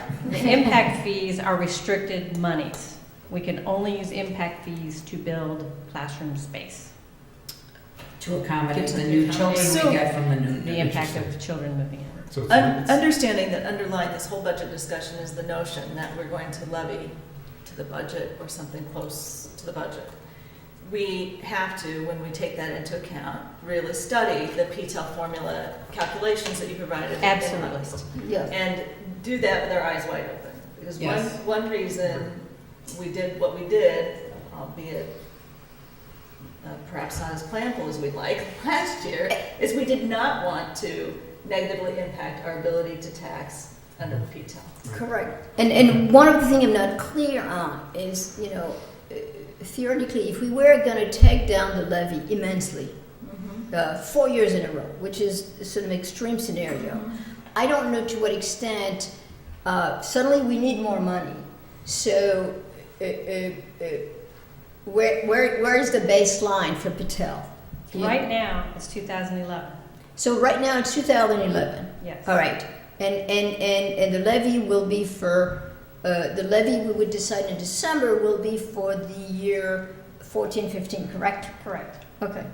Right now it's 11? The 2000 levy is our baseline in the PTEL formula. Because So we we- don't want to use it last year because And- we Levy is, And the levy was cut in 12. 2012. Okay. So we refer to December, this upcoming December as the December 2013 13 levy. So Correct. 11 is our base year, we skip Correct. 12, right? This is Understand. government accounting. You actually levy before you do a budget, Yes, yeah, I understand. which is very, Backwards. Weird. It's okay. yes. Dumb. It's a parameter we just deal with. Oh, no, I kind of feel like this is winding down. Okay. And Does I- anybody else feel like we're winding down? I'm done. Yeah, let's move forward. Well, And we got a couple of the discussion items, so we will vote on it very shortly. So, Why do we break the I discussion? think we'll keep good trend data, and I support the decision 100%. Because I understand everybody's viewpoints. so we're going to move on to item E, the superintendent evaluation process. We formed a committee last year, comprised of Leanne and myself and Mary Jane, where we worked through we took an old evaluation tool and developed some changes to that. And Gene was evaluated, but we need to start that process again, and there are going to be we need to make some changes to that format, that tool again, I believe. So you had something you wanted to add to that? No, that's exactly what so I just needed to know who was interested in helping with that. I'll help. I'll do it. I'd help too. I will send dates, and that will be something we will post as an open meeting, since we'll have more than 2 board members. And all we do is discuss the tool and talk a little bit about how it worked last year and what needs to be changed. Thank you. That was easy. I like that. That was quick. F, this is an addition to the agenda. I don't know if everybody has this version, but we need to, before we go into action items, discuss. We're looking at hiring a new principal for the elementary school, and we're going to hire a search firm to help us find the perfect person. We have had presentations from 3 different firms, and just for everybody's review, no, we're not there yet. We're on F. It was an insert. It's on your, Oh, they it's don't on have this it. one. We You talked guys about don't that. have, you guys don't have it on your term printout. Because it was on, it's Yeah, on yeah, yeah, approvals. Yeah, I got it. So instead of talking about it there, we're talking about it now. Sorry. Okay, and we had presentations from 3 different search firms. One was Ray and Associates, and the gentleman here, his name was John Mink. We had Hazard Young and Atia, which was Ben Martindale, and School Exec Connect, which was Linda Hansen. And we're in a little while going to vote on choosing one of those, but before we get to that point, we need to have a little bit of discussion about those firms. And I think, please correct me if I'm wrong, at one of our last meetings, we said that we thought we could probably narrow it down pretty quickly to Hazard Young and Atia or School Exec Connect. That those seem to be those are the cream that rose to the top. And between those 2, we need to have some discussion. And we really said that we were gonna probably focus on those 2 because of the local experience that they had, Mhm. right? Yeah. Yep. I mean, I thought the other presentation was fine too, but. The School Exec Connect, if we recall, she's done a number of principal searches in the immediate vicinity. She's had experience with Lake Forest High School on several successful searches recently, and quite a bit of experience in the North Shore. I don't think anybody could argue that her resume was solid. With Hazard Young and Atia, they'd be represented by Ben Martindale, and Ben, if everybody recalls, was our interim superintendent. Ben helped us to bring Jean Sophie to the district. And Ben is intimately familiar with the workings of our district, our buildings, our people. So I think we have a tough decision and want to open it up to discussion. I'd be willing to start. I don't know Ben at all. I'm a new member of the board, and obviously I don't know Linda, so it's a fair and even playing field for me. And in looking at or listening to their presentations and looking at their resumes, I was impressed with Linda. I thought her Rolodex, do Rolodexes still exist? Maybe not. Her contact file is quite broad. She dedicates 100% of her time to this effort. I think she has a number of different contacts in the field, and she's had significant searches done in the past that match up pretty well. My concern, or comparing her to Ben, again, I don't know Ben personally, but I do know that he currently is employed as the superintendent in North Chicago. Am I correct in that? We call him the CEO. CEO. So this would be, it would concern me somewhat that this would be sort of a second job or a side job or an additional job to what he's already doing. And I think what we require and need here is someone who's going to dedicate 100% of their effort and time to this search. It's a very crucial and important search. So that's my position on it. Taking nothing away from what John says about the timing, I understand your concern there. I am not able to be completely unbiased. So I will just tell you that our experience with Ben Martindale was exceptional. I think, I can't speak for everyone in the community, but I think he had some very positive relationships in the community. Always did what he said he was going to do. He didn't ever make a promise he didn't keep. And so recognizing that I'm not unbiased, knowing Linda not at all, and working for a year with Ben, I'm biased toward hiring Ben as a known quantity for us. I think we'd be very well served by either of them. So in that sense, it's an easy choice because we can't go wrong. But I believe that the insights that Ben Martindale would have into the district would be really invaluable. I think we're a unique environment here. This is a search where we want somebody who really appreciates our community and its unique attributes. So while I think both are good, I would go in favor of Mr. Martindale. And I would absolutely, I have to, cop to not being objective either. I think that he did an exceptional job here as well, and I think that his communication is great. He's on time. He's, in touch with people when he needs to be. I feel pretty strongly, actually, that we should go with him. I think we've had quite a bit of turnover in the district. I think that our district has had a number of issues and concerns over the last 5 years or so that he's aware of, and I think he would be able to really help us find somebody that will meet that need. Can I just ask Go ahead. a quick question?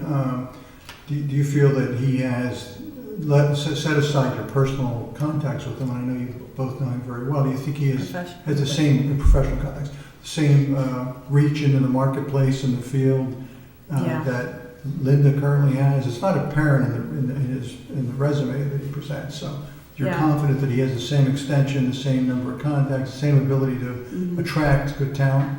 I really feel that he does, and I feel that his my experience in observing what happens with him interacting with other professionals in the community here and with consultants that we've had come in is that he's very well respected, so I think that would attract candidates, and I think that so I do think that he has it. And I'd also like to say, when we interviewed him for superintendent, we had the same conversation about he's in a lot of other places, so really what are going to be the limits to his availability for us?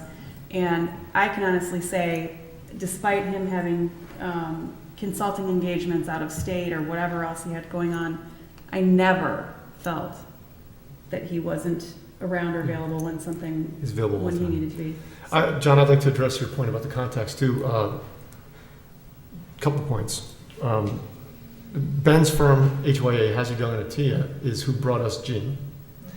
Very successful hire. And Joanne Trahanis, and very successful hires. Excuse me?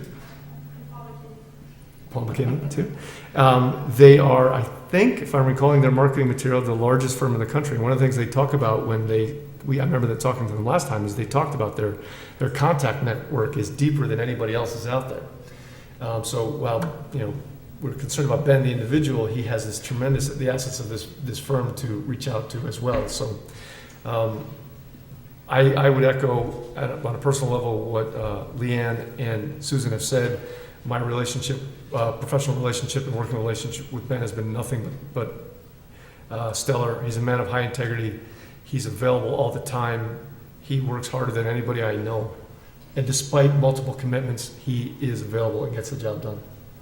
I would like to just point out that with the changeover we've had in that building, it will be key for somebody to represent us well to the candidates. And Ben, I think, will do that.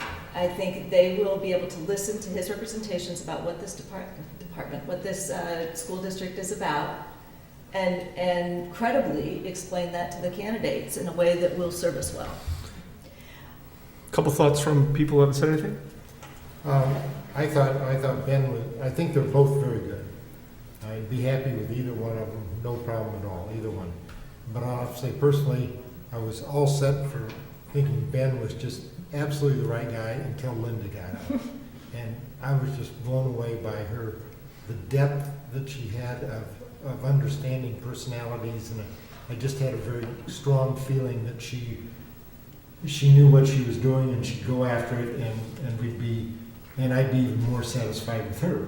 But, a lot of it is a gut feeling, and I just like the way she presented herself. And Yeah, that's what she interesting knew. you're saying that, because I had exactly the same expression. When I got to the board meeting, I thought, well, this is a no-brainer, it's Ben. Especially after that first presentation that was rather weak. And then Linda got there, and at first she talked about her grandkid, and I thought, oh. And then she started talking. I think that as a headhunter, she's probably, that's her job. And I've worked a lot with headhunters, and if they're worth their salt, they also know everything there is to know about the district. The skeleton closets and so on and so forth. So I liked her, but as I can live with both. Ultimately, the caliber of the candidate is what the search rides on. And if the caliber of the candidate that we see is not good, then we can close the engagement possibly and go to somebody else.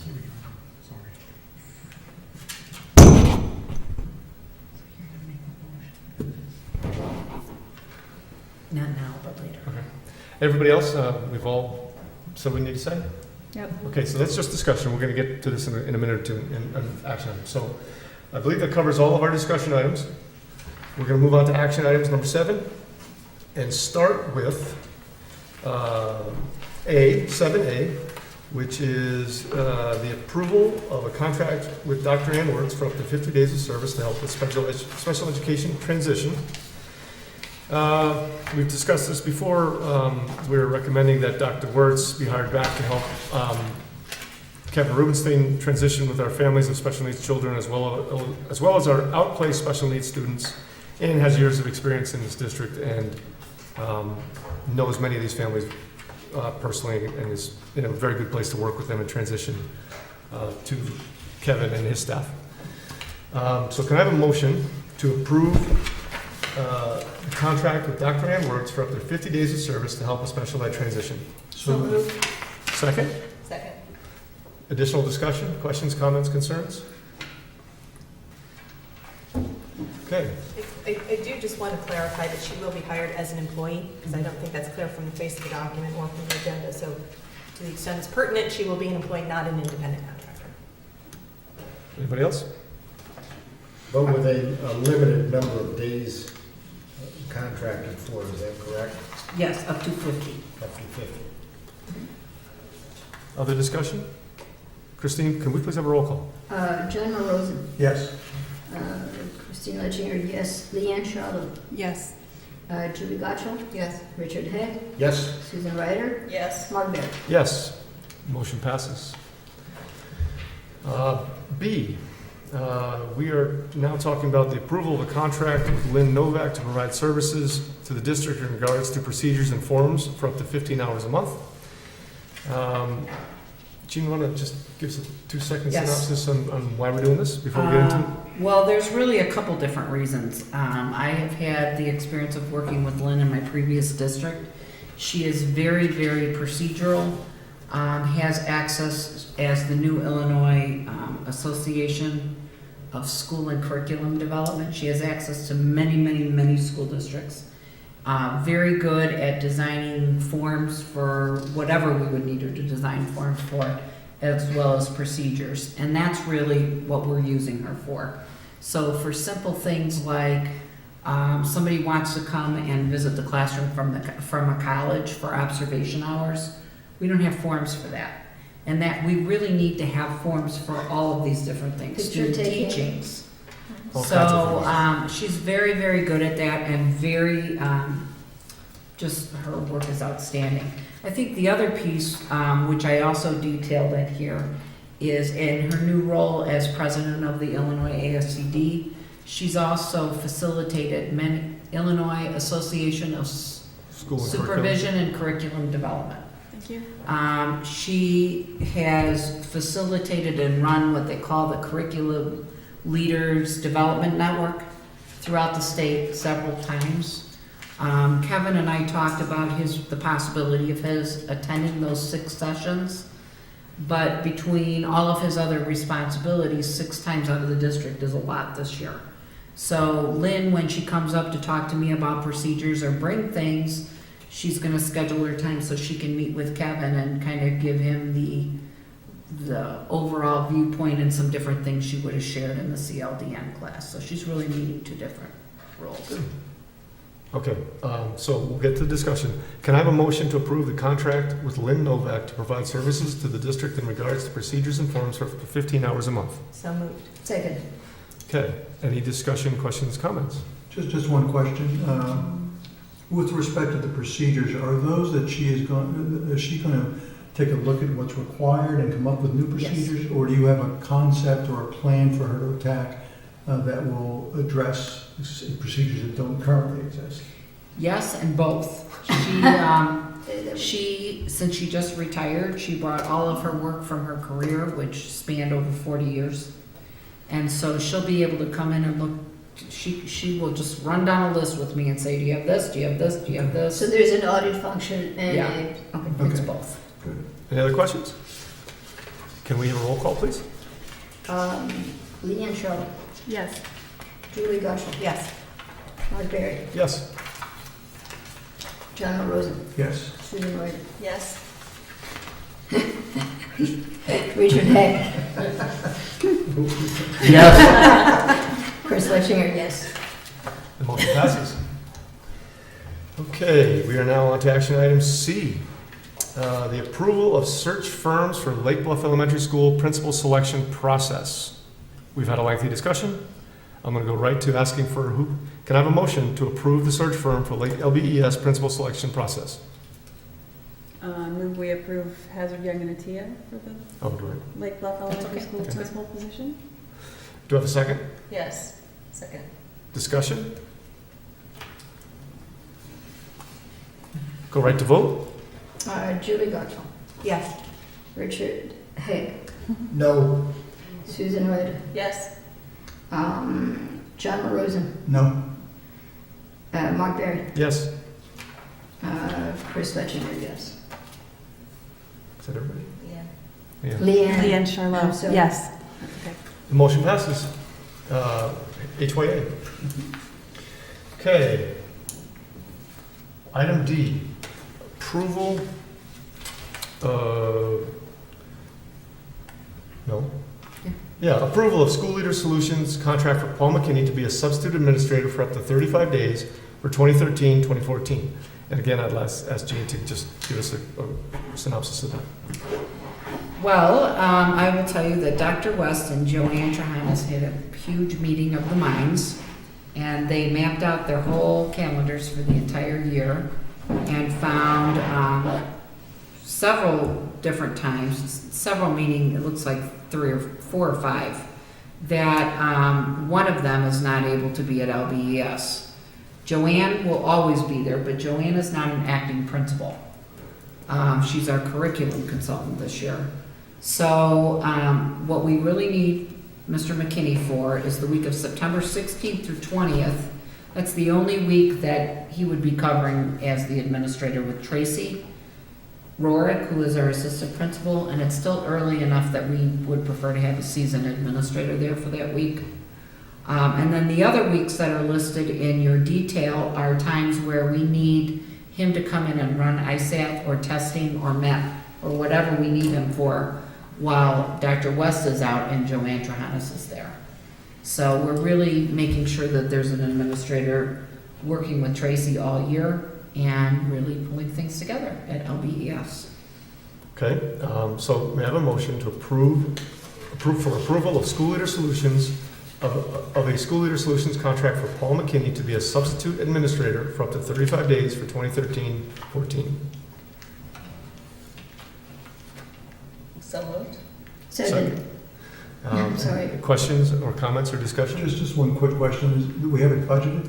Do we have Yes, the money we do. budgeted? Yeah. We do. Okay. And what contract are we approving? I think Susan had some recommended Right. changes to the agreement that was circulated, which I think are a very good idea. If you could state the changes so I can get them down, Okay. then you would vote on the amended contract. Right. So on page 1, where it reads time devoted by consultant, I'd like to make clear that it is time that we request, not time that he chooses. So I would suggest comma, as requested by the district at the end of that paragraph.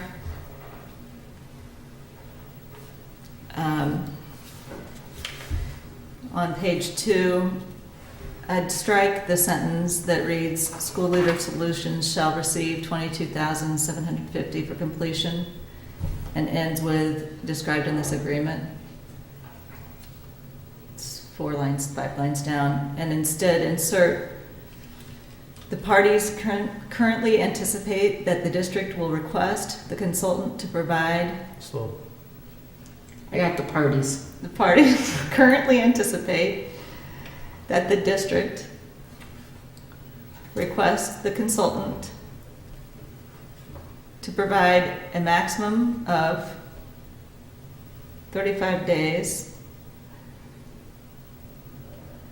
of work as described in this agreement.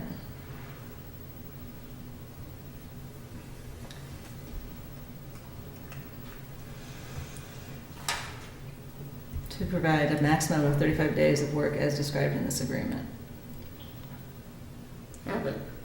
For which School Leader Solutions will be paid pro rata up to a maximum of $22,750, period. Perhaps we could have you give I will. your edits to. Everybody needs to know what they are, I suppose, before we vote, but right. Do you need to repeat that last part for which? So he's paid his daily rate for up to. Up to 35, and if he works 35 days, it will equal the 22. Right. Do you think we can just leave that last part out, though? Because it does have the daily rate in here, so as long as we've added in that it'll We be could. a request for We the could. day, I think we could. I think we could leave everything, starting with for which School Leader Solutions will be paid pro rata up to a maximum of 22,750. I included that because I wanted to make sure that they didn't think we had taken it out altogether. Yeah, but- that's, But I would prefer that it's not there. And Yeah. it was just a reference back to their original language.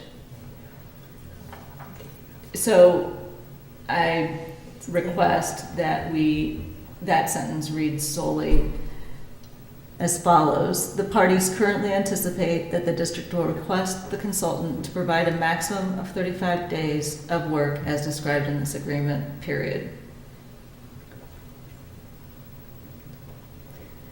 So do I need to ask for a new motion? And then there's one more change. Oh. In the termination of agreement, I would simply change a 30-day written notice to a 10 calendar day written notice. On our part, It's on our part. and they had proposed 30 days, and I'm suggesting 10. Then the last clause that currently reads, termination of this agreement for cause shall be without prejudice to any obligations or liabilities of either party accrued to or because of such termination. I think my earlier clause addresses it, but I wanted to make clear that that is also pro rata for each day actually worked. So to any obligations of either party accrued prior to or because of such termination for any days actually worked. I think there's probably a better clause there, but I didn't want him to take them to have 22,750 if he'd only worked 10 days. There's I probably a think better it's, clause. I actually think it's okay without touching that sentence. I think it's clear. think it is? Just that I do. And the other thing I would say is, why not just do it upon written notice Yeah. without it? That's Right. what you had thought before. Right. I agree with you. We can So terminate again, upon I written think, dates. I think what we could do is just simply say upon written notice and then give Jean the authority to go up to 10 days notice. You know what I mean? If she needs to make that change. Right. I mean, either way, we just don't call him. If we don't want him to perform work, we just don't call. So the notice thing is somewhat superfluous, but Got that? I'll Clear as think mud. so. provide the written scratches that I have. Should I now call for are we going to reread this? We don't want to read this to the whole board. I'll call for an a motion to approve an amended contract. Motion to approve the amendment as we just May I have an detailed. approval, a motion to approve a School Leader Solutions contract as amended for Paul McKinney to be a substitute administrator for up to 35 days for 2013 and 14. so moved. Second? I'll second if I didn't move. Okay, Rich, then Julie. Any additional discussion? Let's have a vote. Mark Barry, Yes.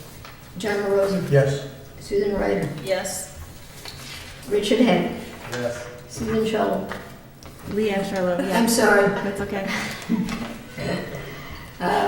Yes? Yes. Judy Gotchall. Yes. Chris, whatever my name is, yes. The motion passes. Item E, approval of tentative budget for 2013. We've all had lengthy discussion, and I appreciate Jean and Jane's input about this topic. I don't know that I'm going to rehash it, so I'm going to go and write to requesting a motion for an approval of 2013-2014 tentative budget. So moved. And a second. Go ahead, second. Second. Okay.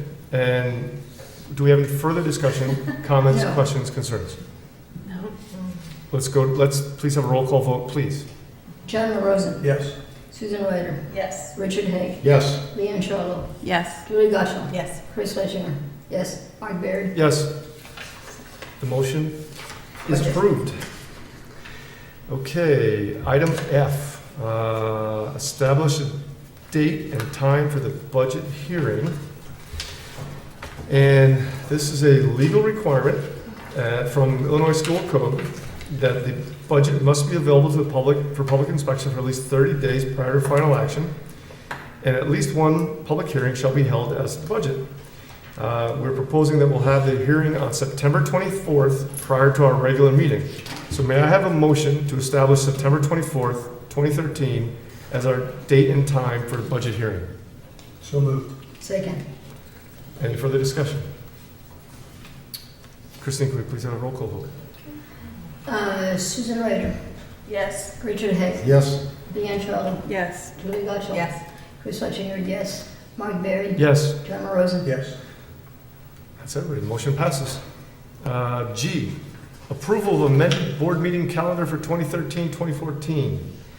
Let's Move to approve. move to approve. This is just changing the date of the October 8th Cow meeting. Committee of the Whole to October 15th. We've had this conversation before. Yes. Second. Okay, may I have a motion to approve? Can we do a voice vote Yeah, first? it's just a voice. All in favor? Yeah.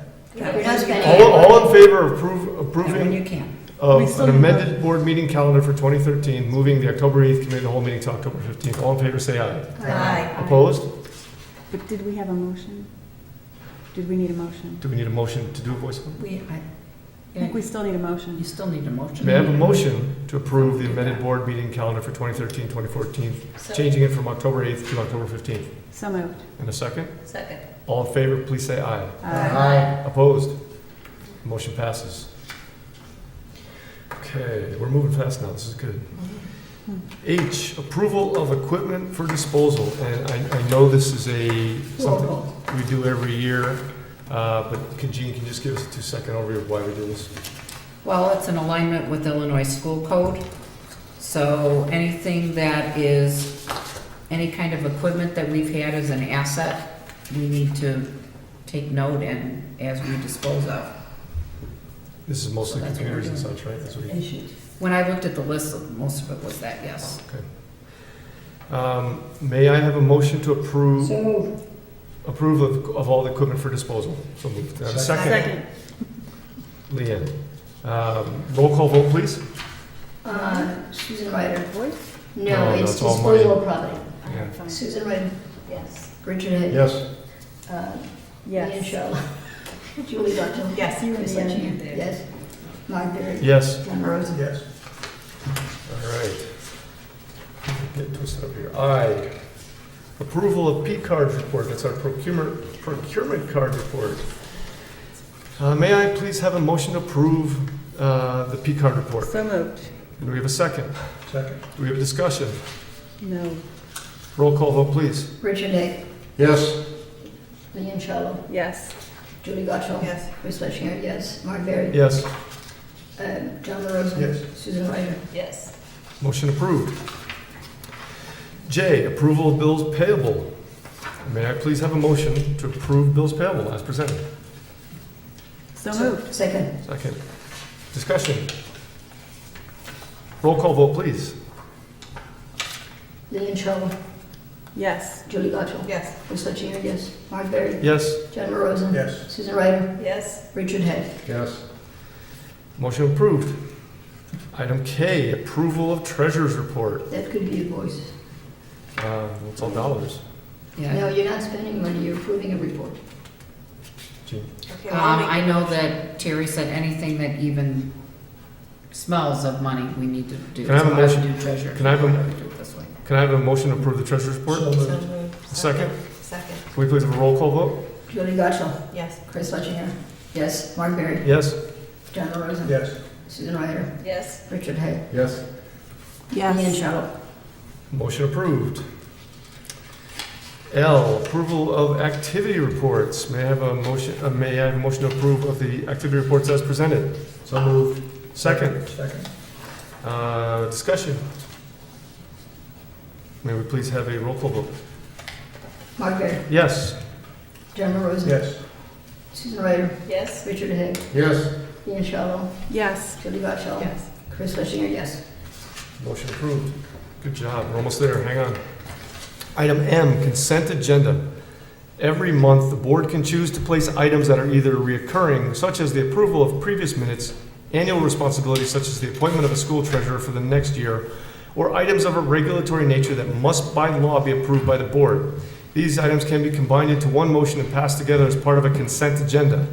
The board regularly screens its consent agenda each month and moves motions from it that, in the board's judgment, might otherwise require discussion or public comment.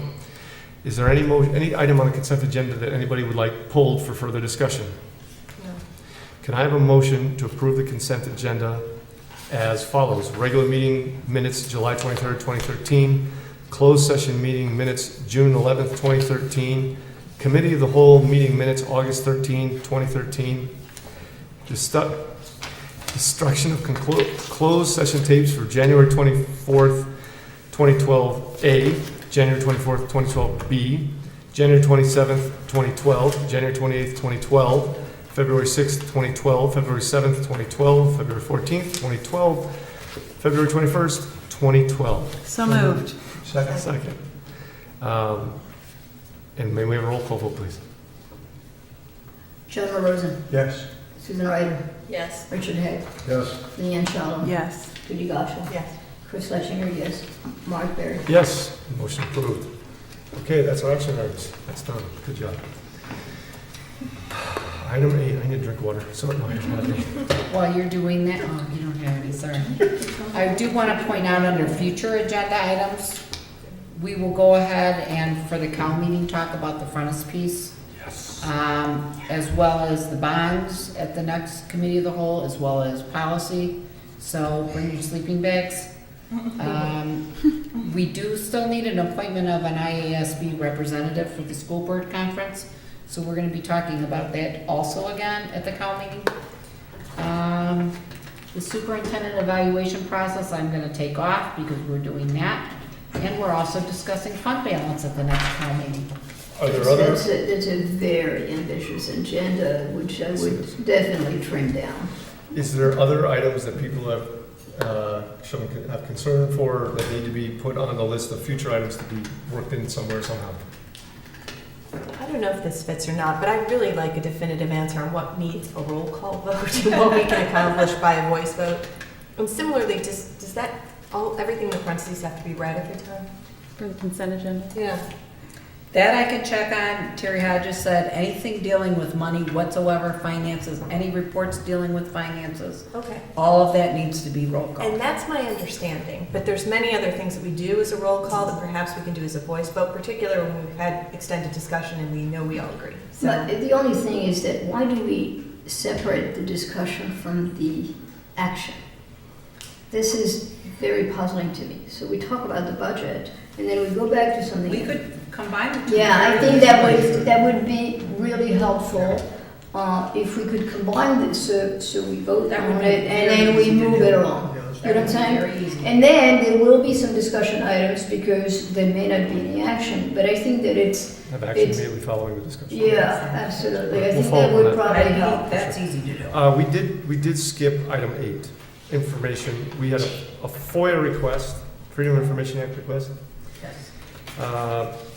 which was provided to us by Tashonda L. Shumpert from RJB Properties in Orland Park, Illinois, regarding custodial services. Anything else need to be said about that? Fishing. Fishing. Okay, I think we're at item 10 for public comments. Does anybody in the audience like to address the board? Okay, item 11. May I have a motion to adjourn at 9:07 p.m.? So moved. Second. Do you want to adjourn first, or do you Oh, want to? wait, We're gonna. right. We don't want to. We don't want to adjourn yet because we need to go back into closed session. Well, so you want a motion to adjourn out of regular session to move into executive session for the purpose of Combine it all discussing into it? one. Can I have a motion to adjourn from open session into closed session? So moved. Wait, I gotta read it. For the purposes of entering into closed session to discuss the appointment, employment, compensation, discipline, performance, or dismissal of a specific employee of the public body or legal counsel for the public body, including hearing testimony on a complaint lodged against an employee of the public body or against legal counsel for the public body to determine its validity, and to discuss the purchase or lease of real property for the use of the public body. So moved. Second? Second. Okay, roll call vote, please. I did. Yeah. And a roll call vote, we have to have roll call on going into closed session. Susan Ryder. Yes. Richard Hague, yes. Yes. Leanne Charlotte. Yes. Julie Gottschall. Yes. Chris Letchier, yes. Mark Barry. Yes, Emma Rose. Yes. okay, we are now in closed session, and thank you for attending, we really appreciate you guys, but we have to do this privately. Thank you, everyone. Stay here.